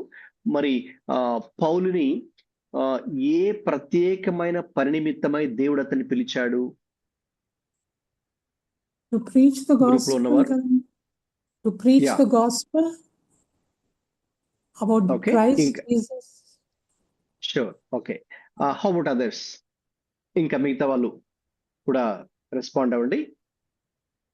What is a specific task God has given to Paul?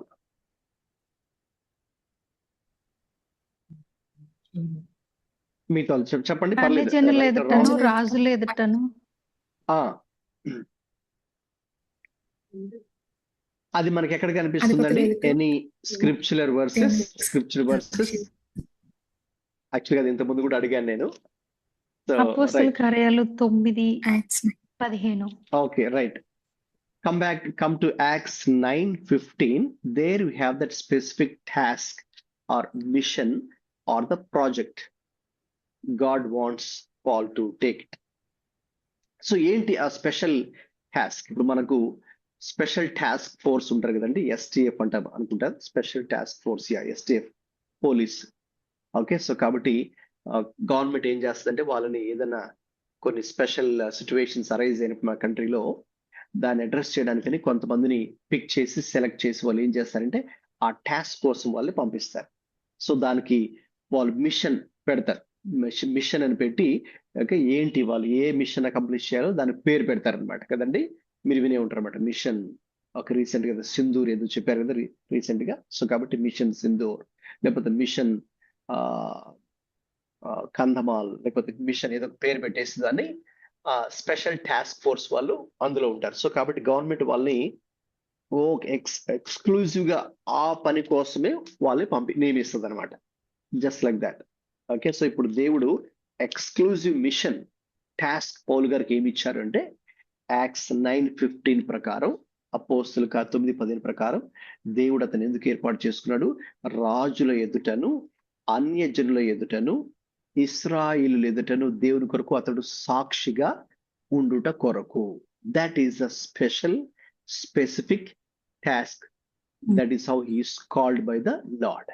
Okay, so అపోస్తలుడు అన్నప్పుడు ఆ పదం యొక్క అర్థమే apostolos is the Greek word. దానికి అర్థం కూడా ఏంటంటే ఒక ప్రత్యేకమైన పని నిమిత్తమై ప్రత్యేకించబడి, పిలువబడి, పంపబడినటువంటి వ్యక్తి, the one who is cent, okay, by God. So కాబట్టి దేవుడు అతన్ని ఇప్పుడు అపోస్తులుడిగా ఉండడానికి ఎవరు పిలిచారంటే, ఎవరంటే తన యొక్క సొంతంగా ఏమి అతడు అపోస్తులు ఉండడానికి ఇష్టపడలేదు.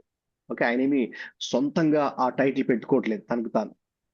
Okay, no, that is by the will of the Lord Jesus Christ. ఆయన చెప్తున్నట్టుగా మొదటి వచనంలో దేవుని చిత్తము వలన యేసుక్రీస్తు యొక్క అపోస్తలుడిగా ఉండుటకు పిలువబడినటువంటి పౌలును. Okay, so that means to say that he has calling of God upon his life. Okay, now that tells us, okay, ఇప్పుడు అది చెప్పిన తర్వాత పౌలు ఆఫ్ కోర్స్ సహోదరుడైనటువంటి సోస్తెనేసు కూడా అక్కడే ఉండి ఏకీభవిస్తున్నటువంటి సహోదరుడు సోస్తెనేసు. సో ఇప్పుడు ఎవరికి రాస్తున్నారు? కొరింథీలో ఉన్నటువంటి దేవుని సంఘమునకు. Okay, so please underline the word or circle the word సంఘము, చర్చ్. మీరు కనుక చిన్న నోట్స్ రాసుకుంటూ ఉంటే మీ పక్కన ఉన్నటువంటి ఒక నోట్బుక్ లో కానీ, డైరీలో కానీ, పేపర్లో కానీ, please write down this word. Ekklesia is the Greek word. సంఘమునకు వాడబడినటువంటి Greek word ekklesia, EKKLESIA. Probably నేను కూడా దాన్ని ఇక్కడ బోర్డ్కి స్విచ్ చేసి రాయొచ్చు, మేబీ నెక్స్ట్ టైం నేను దాన్ని చేస్తాను. EKKLESIA, ecclesia. ఓకే, సో సంఘానికి వాడబడిన పదము ఎక్లీషియా. రైట్, ఇప్పుడు దానికి మీనింగ్ ఏంటి అంటే, ఎక్లీషియా గ్రీక్ వర్డ్ మీనింగ్ ఏంటంటే ఒక ప్రత్యేకమైన పని నిమిత్తమై లోకములో నుండి ప్రత్యేకించబడినటువంటి జనాంగము అని అర్థం. అంటే almost the similar meaning of the word apostolos is. Okay, దీనికి కూడా అదే మీనింగ్ అన్నమాట. సో లోకంలో నుంచి ఒక ప్రత్యేకమైనటువంటి పని నిమిత్తమై పిలువబడినటువంటి జనాంగము, జన సమూహము, గుంపు, ది కాల్డ్ అవుట్ పీపుల్. ఓకేనండి, ఎక్లీషియా. ఓకే, ఒక ప్రత్యేకమైన పని నిమిత్తమై వాళ్ళు కూడా పిలువబడ్డారు. ఏంటి మరి ఆ ప్రత్యేకమైనటువంటి టాస్క్ ఏంటి మీరే చెప్పాలి. ఇప్పుడు please read verse 2 and tell me what is that special task the Lord has given to the believers in general.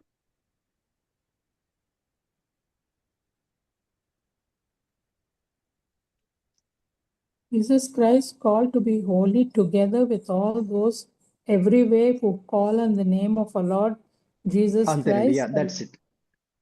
So that one word you can circle the word or the underline the word saints.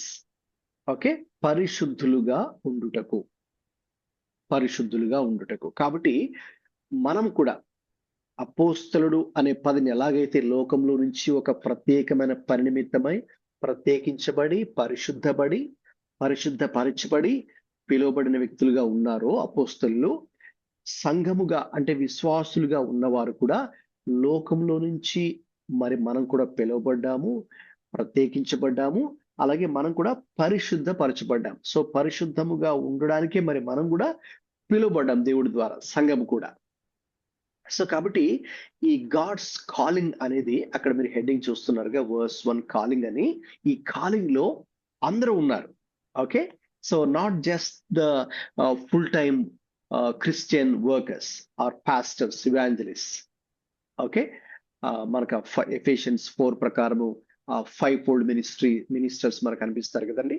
Apostles, prophets, pastors, evangelist and teachers. Okay, so కాబట్టి వాళ్ళు మాత్రమే కాదు, తర్వాత ఎవరైతే యేసుక్రీస్తు ప్రభుని తమ సొంత రక్షకుడిగా అంగీకరించారో వారు కూడా సంఘంలో భాగమై ఉన్నారు కదా.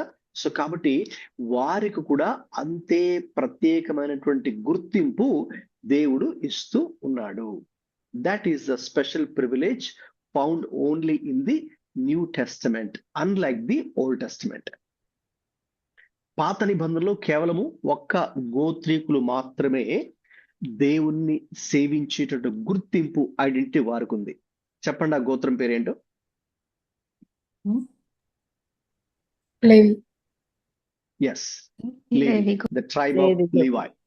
ఓకే, ఓన్లీ ఆ గోత్రీకులు మాత్రమే పాత నిబంధనలో దేవుణ్ణి సేవించేటటువంటి ఐడెంటిటీ వాళ్ళు కలిగి ఉన్నారు.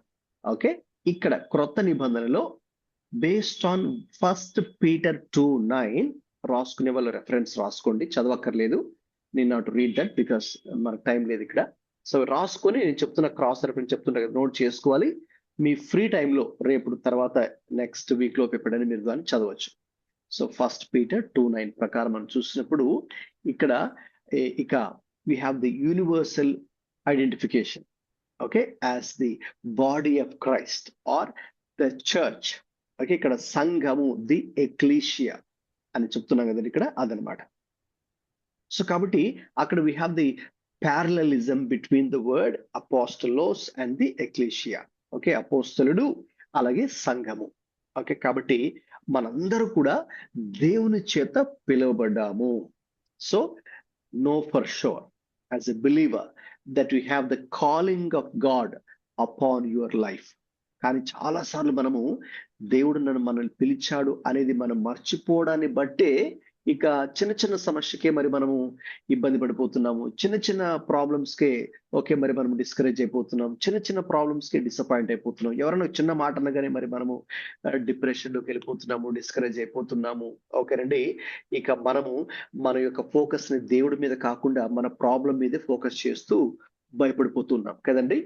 ఓకే, అయితే అలా కాకుండా so you need to tell yourself, you need to tell your mind, you need to tell your body, okay, you need to tell your soul, okay, ఏమని, that you know I am called by the Lord. Okay, so I have that calling of God is upon my life as I am the child of God. So కాబట్టి ఎప్పుడైతే మీకు అటువంటి discouragement వస్తుందో, disappointment వస్తుందో, డిప్రెషన్లోకి వెళ్ళిపోయే feelings వస్తుంటాయో, loneliness feelings వస్తూ ఉంటాయో, then you need to tell yourself. Okay, come to 1 Corinthians 1:9, read it aloud, గట్టిగా చదివి అప్పుడు నీకు నీవుగా ఏం చెప్పుకోవాలి, ఇదిగో నేను దేవుని చిత్తం వలన, ఓకేనా, యేసుక్రీస్తు ద్వారా మరి ఆయన సంఘముగా ఉండడానికి నేను దేవుని ద్వారా పిలువబడ్డాను అని నువ్వు చెప్పుకో. Okay, so in verse 2 you have this identity, గుర్తింపు ఉంది, as God's church sanctified in Christ called to holiness. ఓకేనండి, సో కాబట్టి మనము క్రీస్తు యేసునందు పరిశుద్ధపరచబడిన వారై పరిశుద్ధులుగా ఉండుటకు పిలువబడ్డాము. వర్స్ 2. ఓకేనండి, అది that is our identity in Christ. So ఎప్పుడైతే మనం ఆ ఐడెంటిటీని తెలుసుకుంటామో ఇక జీవితంలో ఏ ప్రాబ్లం వచ్చినా మనం దాన్ని ఈజీగా ఫేస్ చేయొచ్చు. అందుకే పౌలు గారు కూడా వారికి ఉన్న సమస్యల్లోకి వెంటనే వెళ్ళిపోయి దాని గురించి ప్రాబ్లమ్ ని సాల్వ్ చేయడానికంటే ముందుగా he's reminding the body of Christ, the church in Corinth, okay, about our identity in Christ. క్రీస్తులో నీవు ఎవరివి అని తెలుసుకుంటే ఇక ఏ ప్రాబ్లం వచ్చినా నువ్వు దాన్ని ఈజీగా హ్యాండిల్ చేసుకునేటువంటి కృపను దేవుడు మరి మనకు ఇస్తారు. ఓకే, నౌ ఆయన ఆ 2వ వచనంలో చెబుతూ ఉండుటకు పిలువబడిన వారికిని మనకును ప్రభువుగా ఉన్న మన ప్రభు అయిన యేసుక్రీస్తు నామమున ప్రతి స్థలములో ప్రార్థించు వారికి అందరికీ శుభమని చెప్పి వ్రాయినది. సో గ్రీటింగ్స్ ని ఆయన చెప్తున్నారు. వర్స్ 3, మన తండ్రి అయిన దేవుని నుండి ప్రభు అయిన యేసుక్రీస్తు నుండి కృపా సమాధానములు మీకు కలుగునుగాక. So in verse 3, okay, he's talking about grace and peace. కృప అలాగే సమాధానములు very very important in our lifes. So ఈ కృప అలాగే ఈ సమాధానము మనకు ఎక్కడి నుంచి వస్తాయండి? ఎవరిస్తారు మనకు? క్రీస్తు. యా, ప్రభు అయినటువంటి యేసుక్రీస్తు నుండి. So the source for grace and peace is Christ. ఓకేనండి. సో కాబట్టి అందుకే we need Christ. You need to depend upon Christ on a daily basis. Because why? Because you need God's grace daily, not just at the time of your rebirth or regeneration or born again experience or salvation. మనం రక్షణ పొందేటప్పుడు తప్పకుండా దేవుని కృప మనకు కావాలి. అంత మాత్రమే కాదండి, ఇక మన డైలీ లైఫ్ లో మన యొక్క అనుదిన జీవితంలో కూడా మనకు దేవుని కృప అది మనకు కావాలి. సో ఆ గాడ్స్ గ్రేస్, దేవుని కృప అలాగే సమాధానం మనకు ఎవరి దగ్గర నుంచి వస్తాయండి? ప్రభు అయినటువంటి యేసుక్రీస్తు నుంచే మరి మనము పొందుకుంటున్నాం. So by saying this what Paul is saying, పౌలు ఏం చెప్తున్నాడు? ఎందుకు చెప్తున్నాడు అంటే విషయాలు ఇదిగో తర్వాత ఆయన మనకు 10వ వచనంలో నుంచి కొన్ని ఇంకా వాళ్ళకున్న సమస్యల్లోకి ఆయన వెళ్తున్నాడు. Is going to address the practical problems. So ఆ ప్రాబ్లమ్స్ లోకి అడ్రస్ చేయడం కంటే ముందుగా అసలు మనకు కృప అలాగే సమస్యల మధ్యలో సమాధానం, ప్రాబ్లమ్స్ మధ్యలో piece, piece amidst the problems, సమస్యల మధ్యలో సమాధానం మనకు ఎవరి నుంచి వస్తుందండి? ప్రభు అయినటువంటి యేసుక్రీస్తు నుంచి మాత్రమే. కాబట్టి people of Corinth know for sure అని is drawing their attention towards whom? చెప్పండి, ఎవరి వైపుకు వాళ్ళ దృష్టి మళ్ళిస్తున్నాడండి చెప్పడంలో? క్రీస్తు వైపు. ఎస్, క్రీస్తు వైపు ఆయన వారి దృష్టి మళ్ళిస్తూ ఉన్నారు. తర్వాత 4వ వచనం నుంచి 6 వచనాలు మనం చదివినప్పుడు ఎవరైనా చదవండి please. Read from versus 4 to 6. I always thank God for you because of his grace given to you in Christ Jesus.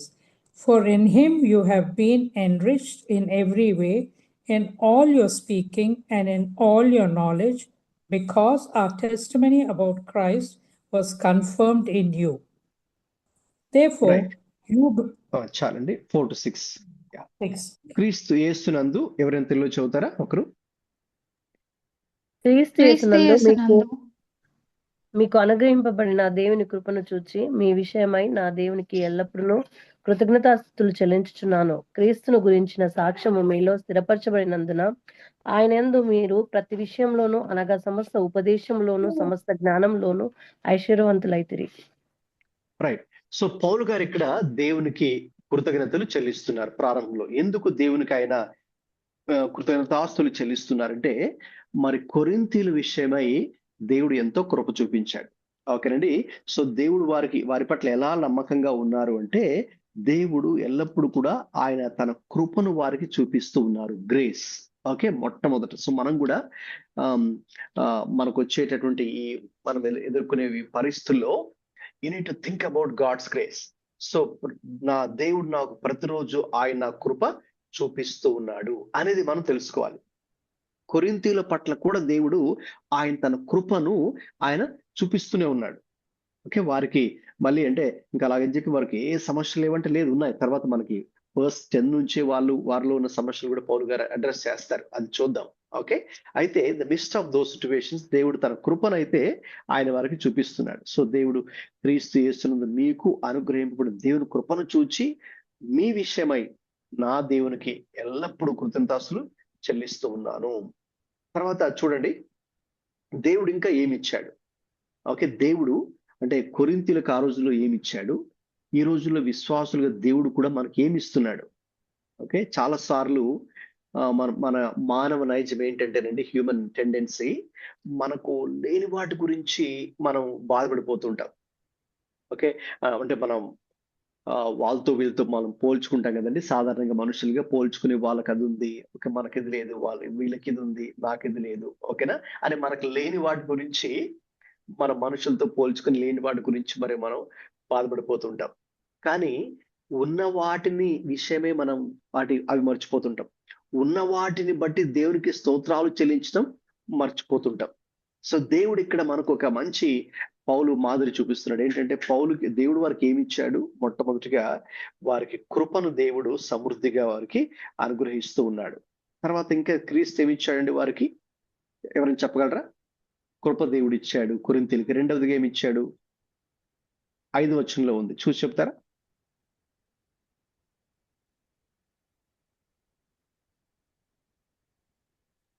క్రీస్తును గూర్చిన సాక్ష్యము. టెస్టిమనీ, ఎస్, క్రీస్తుని గూర్చినటువంటి సాక్ష్యము. ఓకే, అంటే వారందరూ కూడా ఒక విధమైనటువంటి క్రీస్తుని గూర్చిన సాక్ష్యం. అంటే they all belong to Christ. నేను చెప్పాను కదండి, కొరింథు మరి చాలా భయంకరమైనటువంటి పట్టణం.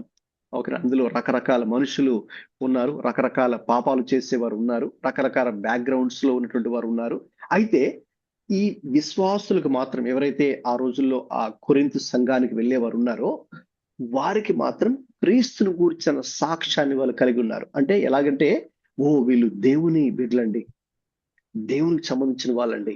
ఇప్పుడు మన ఊర్లలో కూడా మీ బంధువులు కూడా చెప్పుకుంటూ ఉండొచ్చేమో, ఓకే, వాళ్ళు దేవుని నమ్ముకున్నారండి, వాళ్ళు దేవుని బిడ్డలండి. ఓకేనండి. సో కాబట్టి ఎప్పుడైతే మనం ప్రభు యందు విశ్వాసం ఉంచి నమ్మకంగా మనం విశ్వాసంలో కొనసాగుతూ ఉంటామో, సాధారణంగా అన్యులు లేక మన బంధువులు, మీ ఇరుగు పొరుగు వారు, మీ స్నేహితులు కూడా మీ గురించి ఒక సాక్ష్యాన్ని చెప్పేవారుగా ఉంటారు. కాబట్టి క్రీస్తుని గురించిన సాక్ష్యం, ఓకే, వీళ్ళు దేవునికి చెందిన వాళ్ళండి, వీళ్ళు దేవుని బిడ్డలండి, they are the children of God, they are Christians, they are believers, they follow Christ. Okay, so even అన్యులు కూడా, ఓకే, సో క్రీస్తుని నమ్ముకున్న వారి పట్ల ఒక మంచి అభిప్రాయం, అఫ్ కోర్స్ కొన్ని చోట్ల నెగిటివ్ ఒపీనియన్ ఉంటుంది, అది కూడా మనం తెలుసుకోవాలి. అయితే ఇన్ జనరల్, సో ఆ రోజుల్లో సో వారు క్రీస్తుని గురించిన సాక్ష్యం, అంటే వారు క్రీస్తుకు చెందిన వారు అనే ఒక మంచి సాక్ష్యాన్ని కలిగి ఉన్నారు. తర్వాత అండి చూసి చెప్పగలరా? 5, 6, 4, 5, 6 చదువుకుని ఇంకా ఏంటి అంటే, దేవుడు వారికి ఏమి ఇచ్చాడు? కొరింథీయులకి కృప దేవుడు ఇచ్చాడు, సాక్ష్యం ఇచ్చాడు, ఇంకా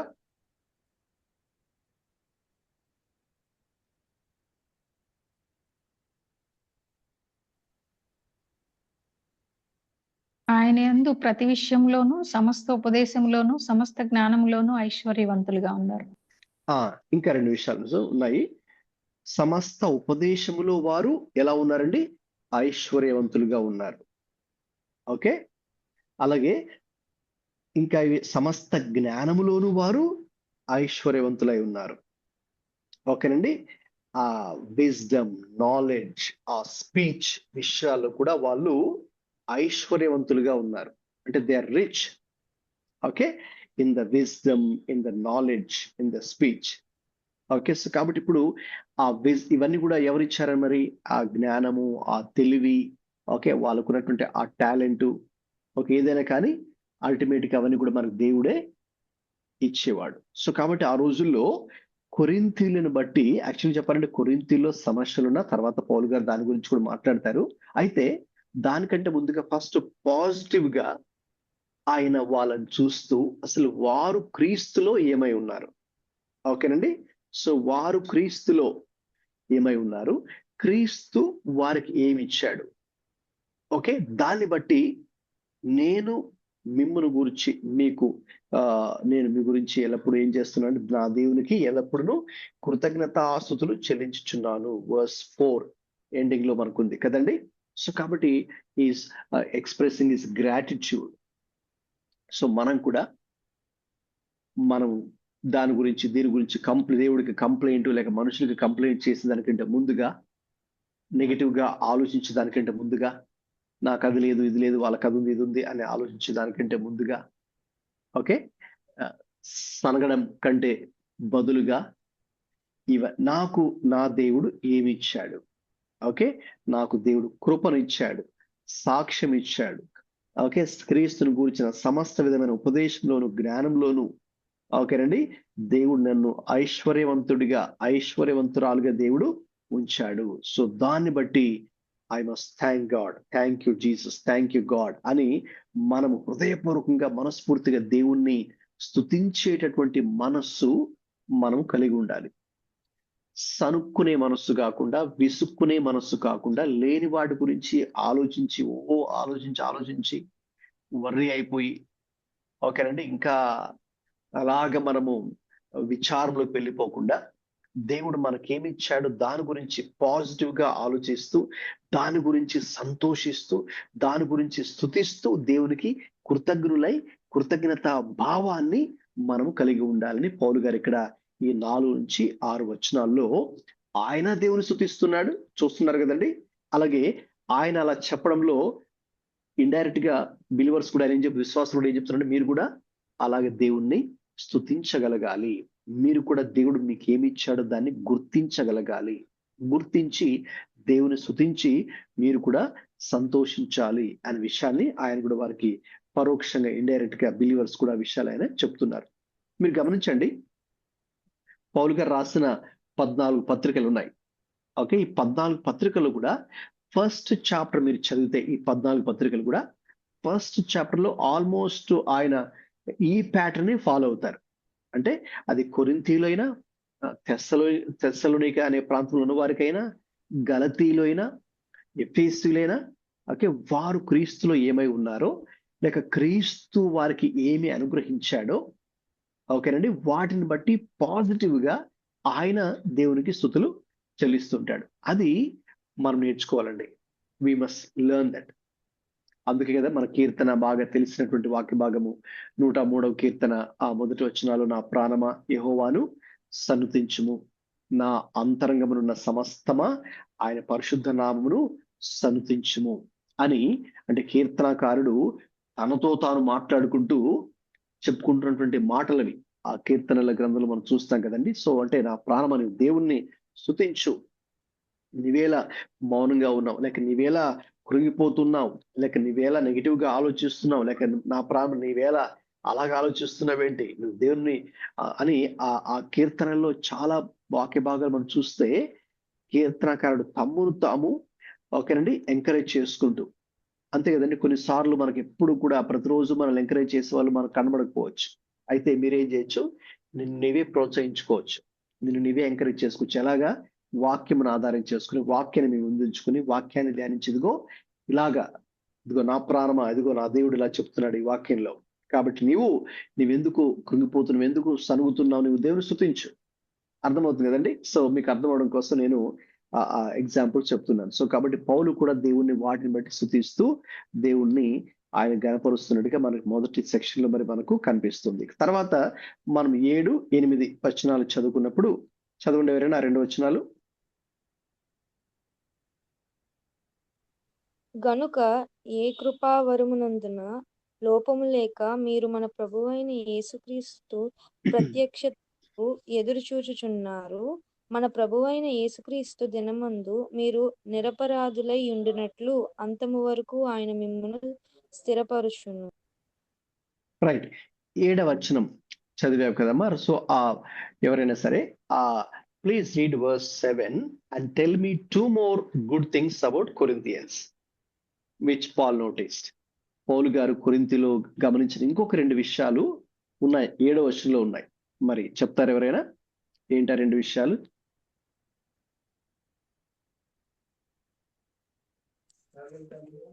కృపావరము, లోపము లేక కృపావరమునందు లోపము లేక. అంటే దాని అర్థం ఏంటి? దేవుడు వాళ్ళకి ఏమి ఇచ్చాడమ్మా? దేవుడు వారికి ఏమి ఇచ్చాడు? కృపావరములు దేవుడు వారికి ఇచ్చాడు. గిఫ్ట్స్ ఆఫ్ గ్రేస్, లేక gifts of the holy spirit.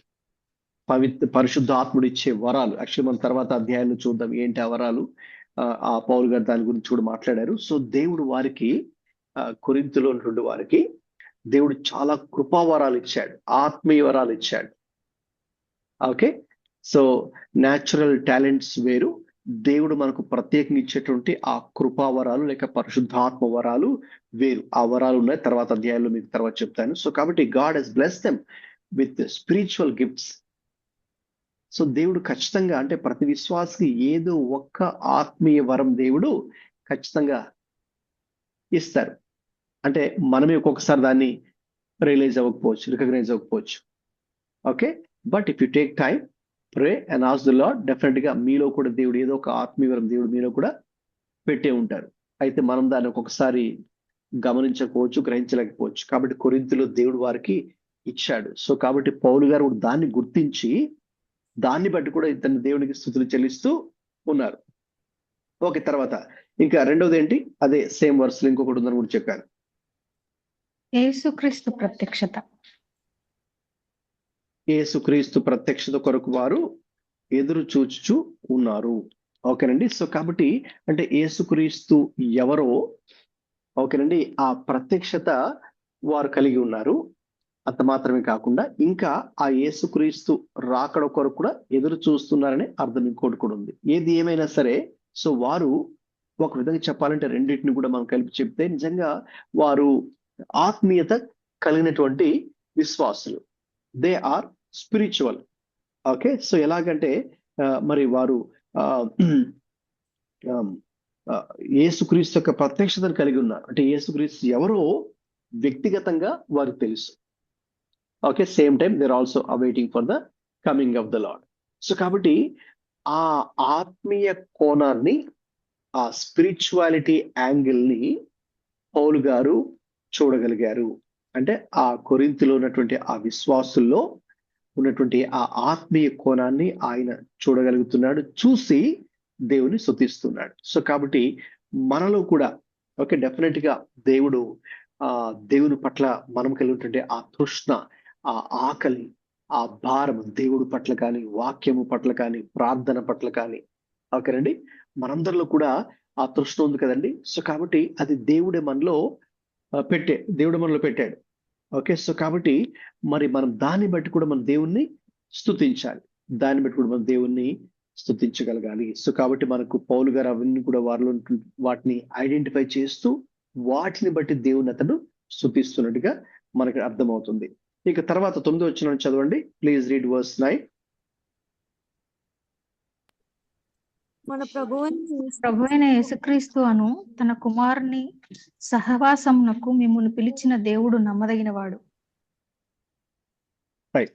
So కాబట్టి ఇక్కడ ఆయన మరి దేవుని యొక్క నమ్మకత్వం గురించి, ఫెయిత్ఫుల్నెస్, ఓకే, అనే విషయం గురించి కూడా మాట్లాడుతున్నారు. మన ప్రభువైన యేసుక్రీస్తు అను తన కుమారుని సహవాసమునకు మిమ్మును పిలిచిన దేవుడు నమ్మదగినటువంటి వాడు. సో వన్స్ మోర్ అంటే ఇక్కడ మనం ఫస్ట్ లో చెప్పారే వర్స్ 1 కాలింగ్ అనే విషయాన్ని, ఇక్కడ ఇంకొకసారి God calls believers into fellowship with his son. ఇంకా ఒక విధంగా చెప్పాలంటే అది ఇంకొక ఆధిక్యత. సో దేవుడు వారికి ఏమి ఇచ్చాడంటే, దేవుడు ఆయనతో సహవాసమునకు దేవుడు వారిని పిలిచాడు. God has called them. ఎందుకు పిలిచాడు? ఆయనతో, యేసయ్యతో సహవాసం చేయడానికి దేవుడు మిమ్మల్ని పిలిచాడు. So in a way it is a privilege and at the same time a reminder, a gentle reminder, okay, of how they need to live, how they need to conduct themselves. So కాబట్టి ఇవి 9లో 2 విషయాలు ఉన్నాయి. అది ఒక ఆధిక్యత, అంటే మనం అసలు ఆయన కుమారుడితో సహవాసం చేయడానికి పిలిచాడు. అంటే ఆయనతో ఫెలోషిప్ చేయడానికి, దేవుడితో ఫ్రెండ్షిప్ చేయడానికి మనల్ని పిలిచాడు.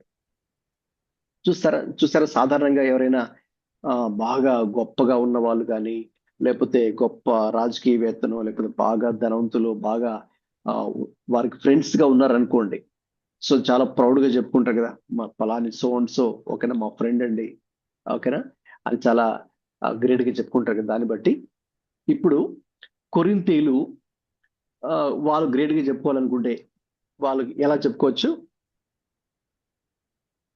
దేవుడే మాకు ఫ్రెండ్, దేవుడితోనే, యేసయ్యే మాకు ఫ్రెండ్, యేసయ్యతో ఫ్రెండ్షిప్ చేయడం మేము పిలవబడ్డామండి.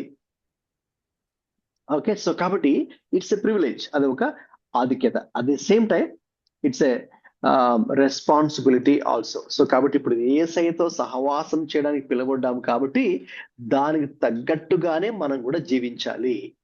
ఇప్పుడు యేసయ్య ఎటువంటి వ్యక్తి, యేసయ్య యొక్క స్వభావం ఏంటి, యేసయ్య యొక్క గుణము, ఆయన ప్రవర్తన ఎలా ఉంటది, కాబట్టి మనం ఆయనతో స్నేహం చేయాలంటే మనం కూడా ఇంకా అలాగే ఆయనకు తగ్గట్టుగానే, ఆయన గుణగణాలకు తగ్గట్టుగానే ఆయన బిహేవియర్ ఎలా ఉంటుందో, ఆయన క్యారెక్టర్ ఎలా ఉంటుందో, మనం ఇప్పుడు మన బిహేవియర్, మన క్యారెక్టర్, మన లైఫ్ స్టైల్ కూడా ఇంకా అలాగే ఉండాలి కదా. సో కాబట్టి it's a privilege, at the same time it's a responsibility. వారి యొక్క బాధ్యత కూడా ఎలా ఉండాలో దాన్ని కూడా ఆయన దీన్ని అడ్రస్ చేస్తూ ఉన్నారు.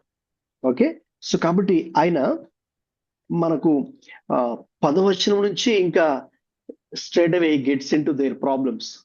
ఓకే, అయితే 10వ వచనం కంటే ముందుగా టైం కూడా అయిపోయింది కాబట్టి నేను దీంతో క్లోజ్ చేస్తున్నాను. నెక్స్ట్ వీక్ మనం 10వ వచనం నుంచి కంటిన్యూ చేద్దాము.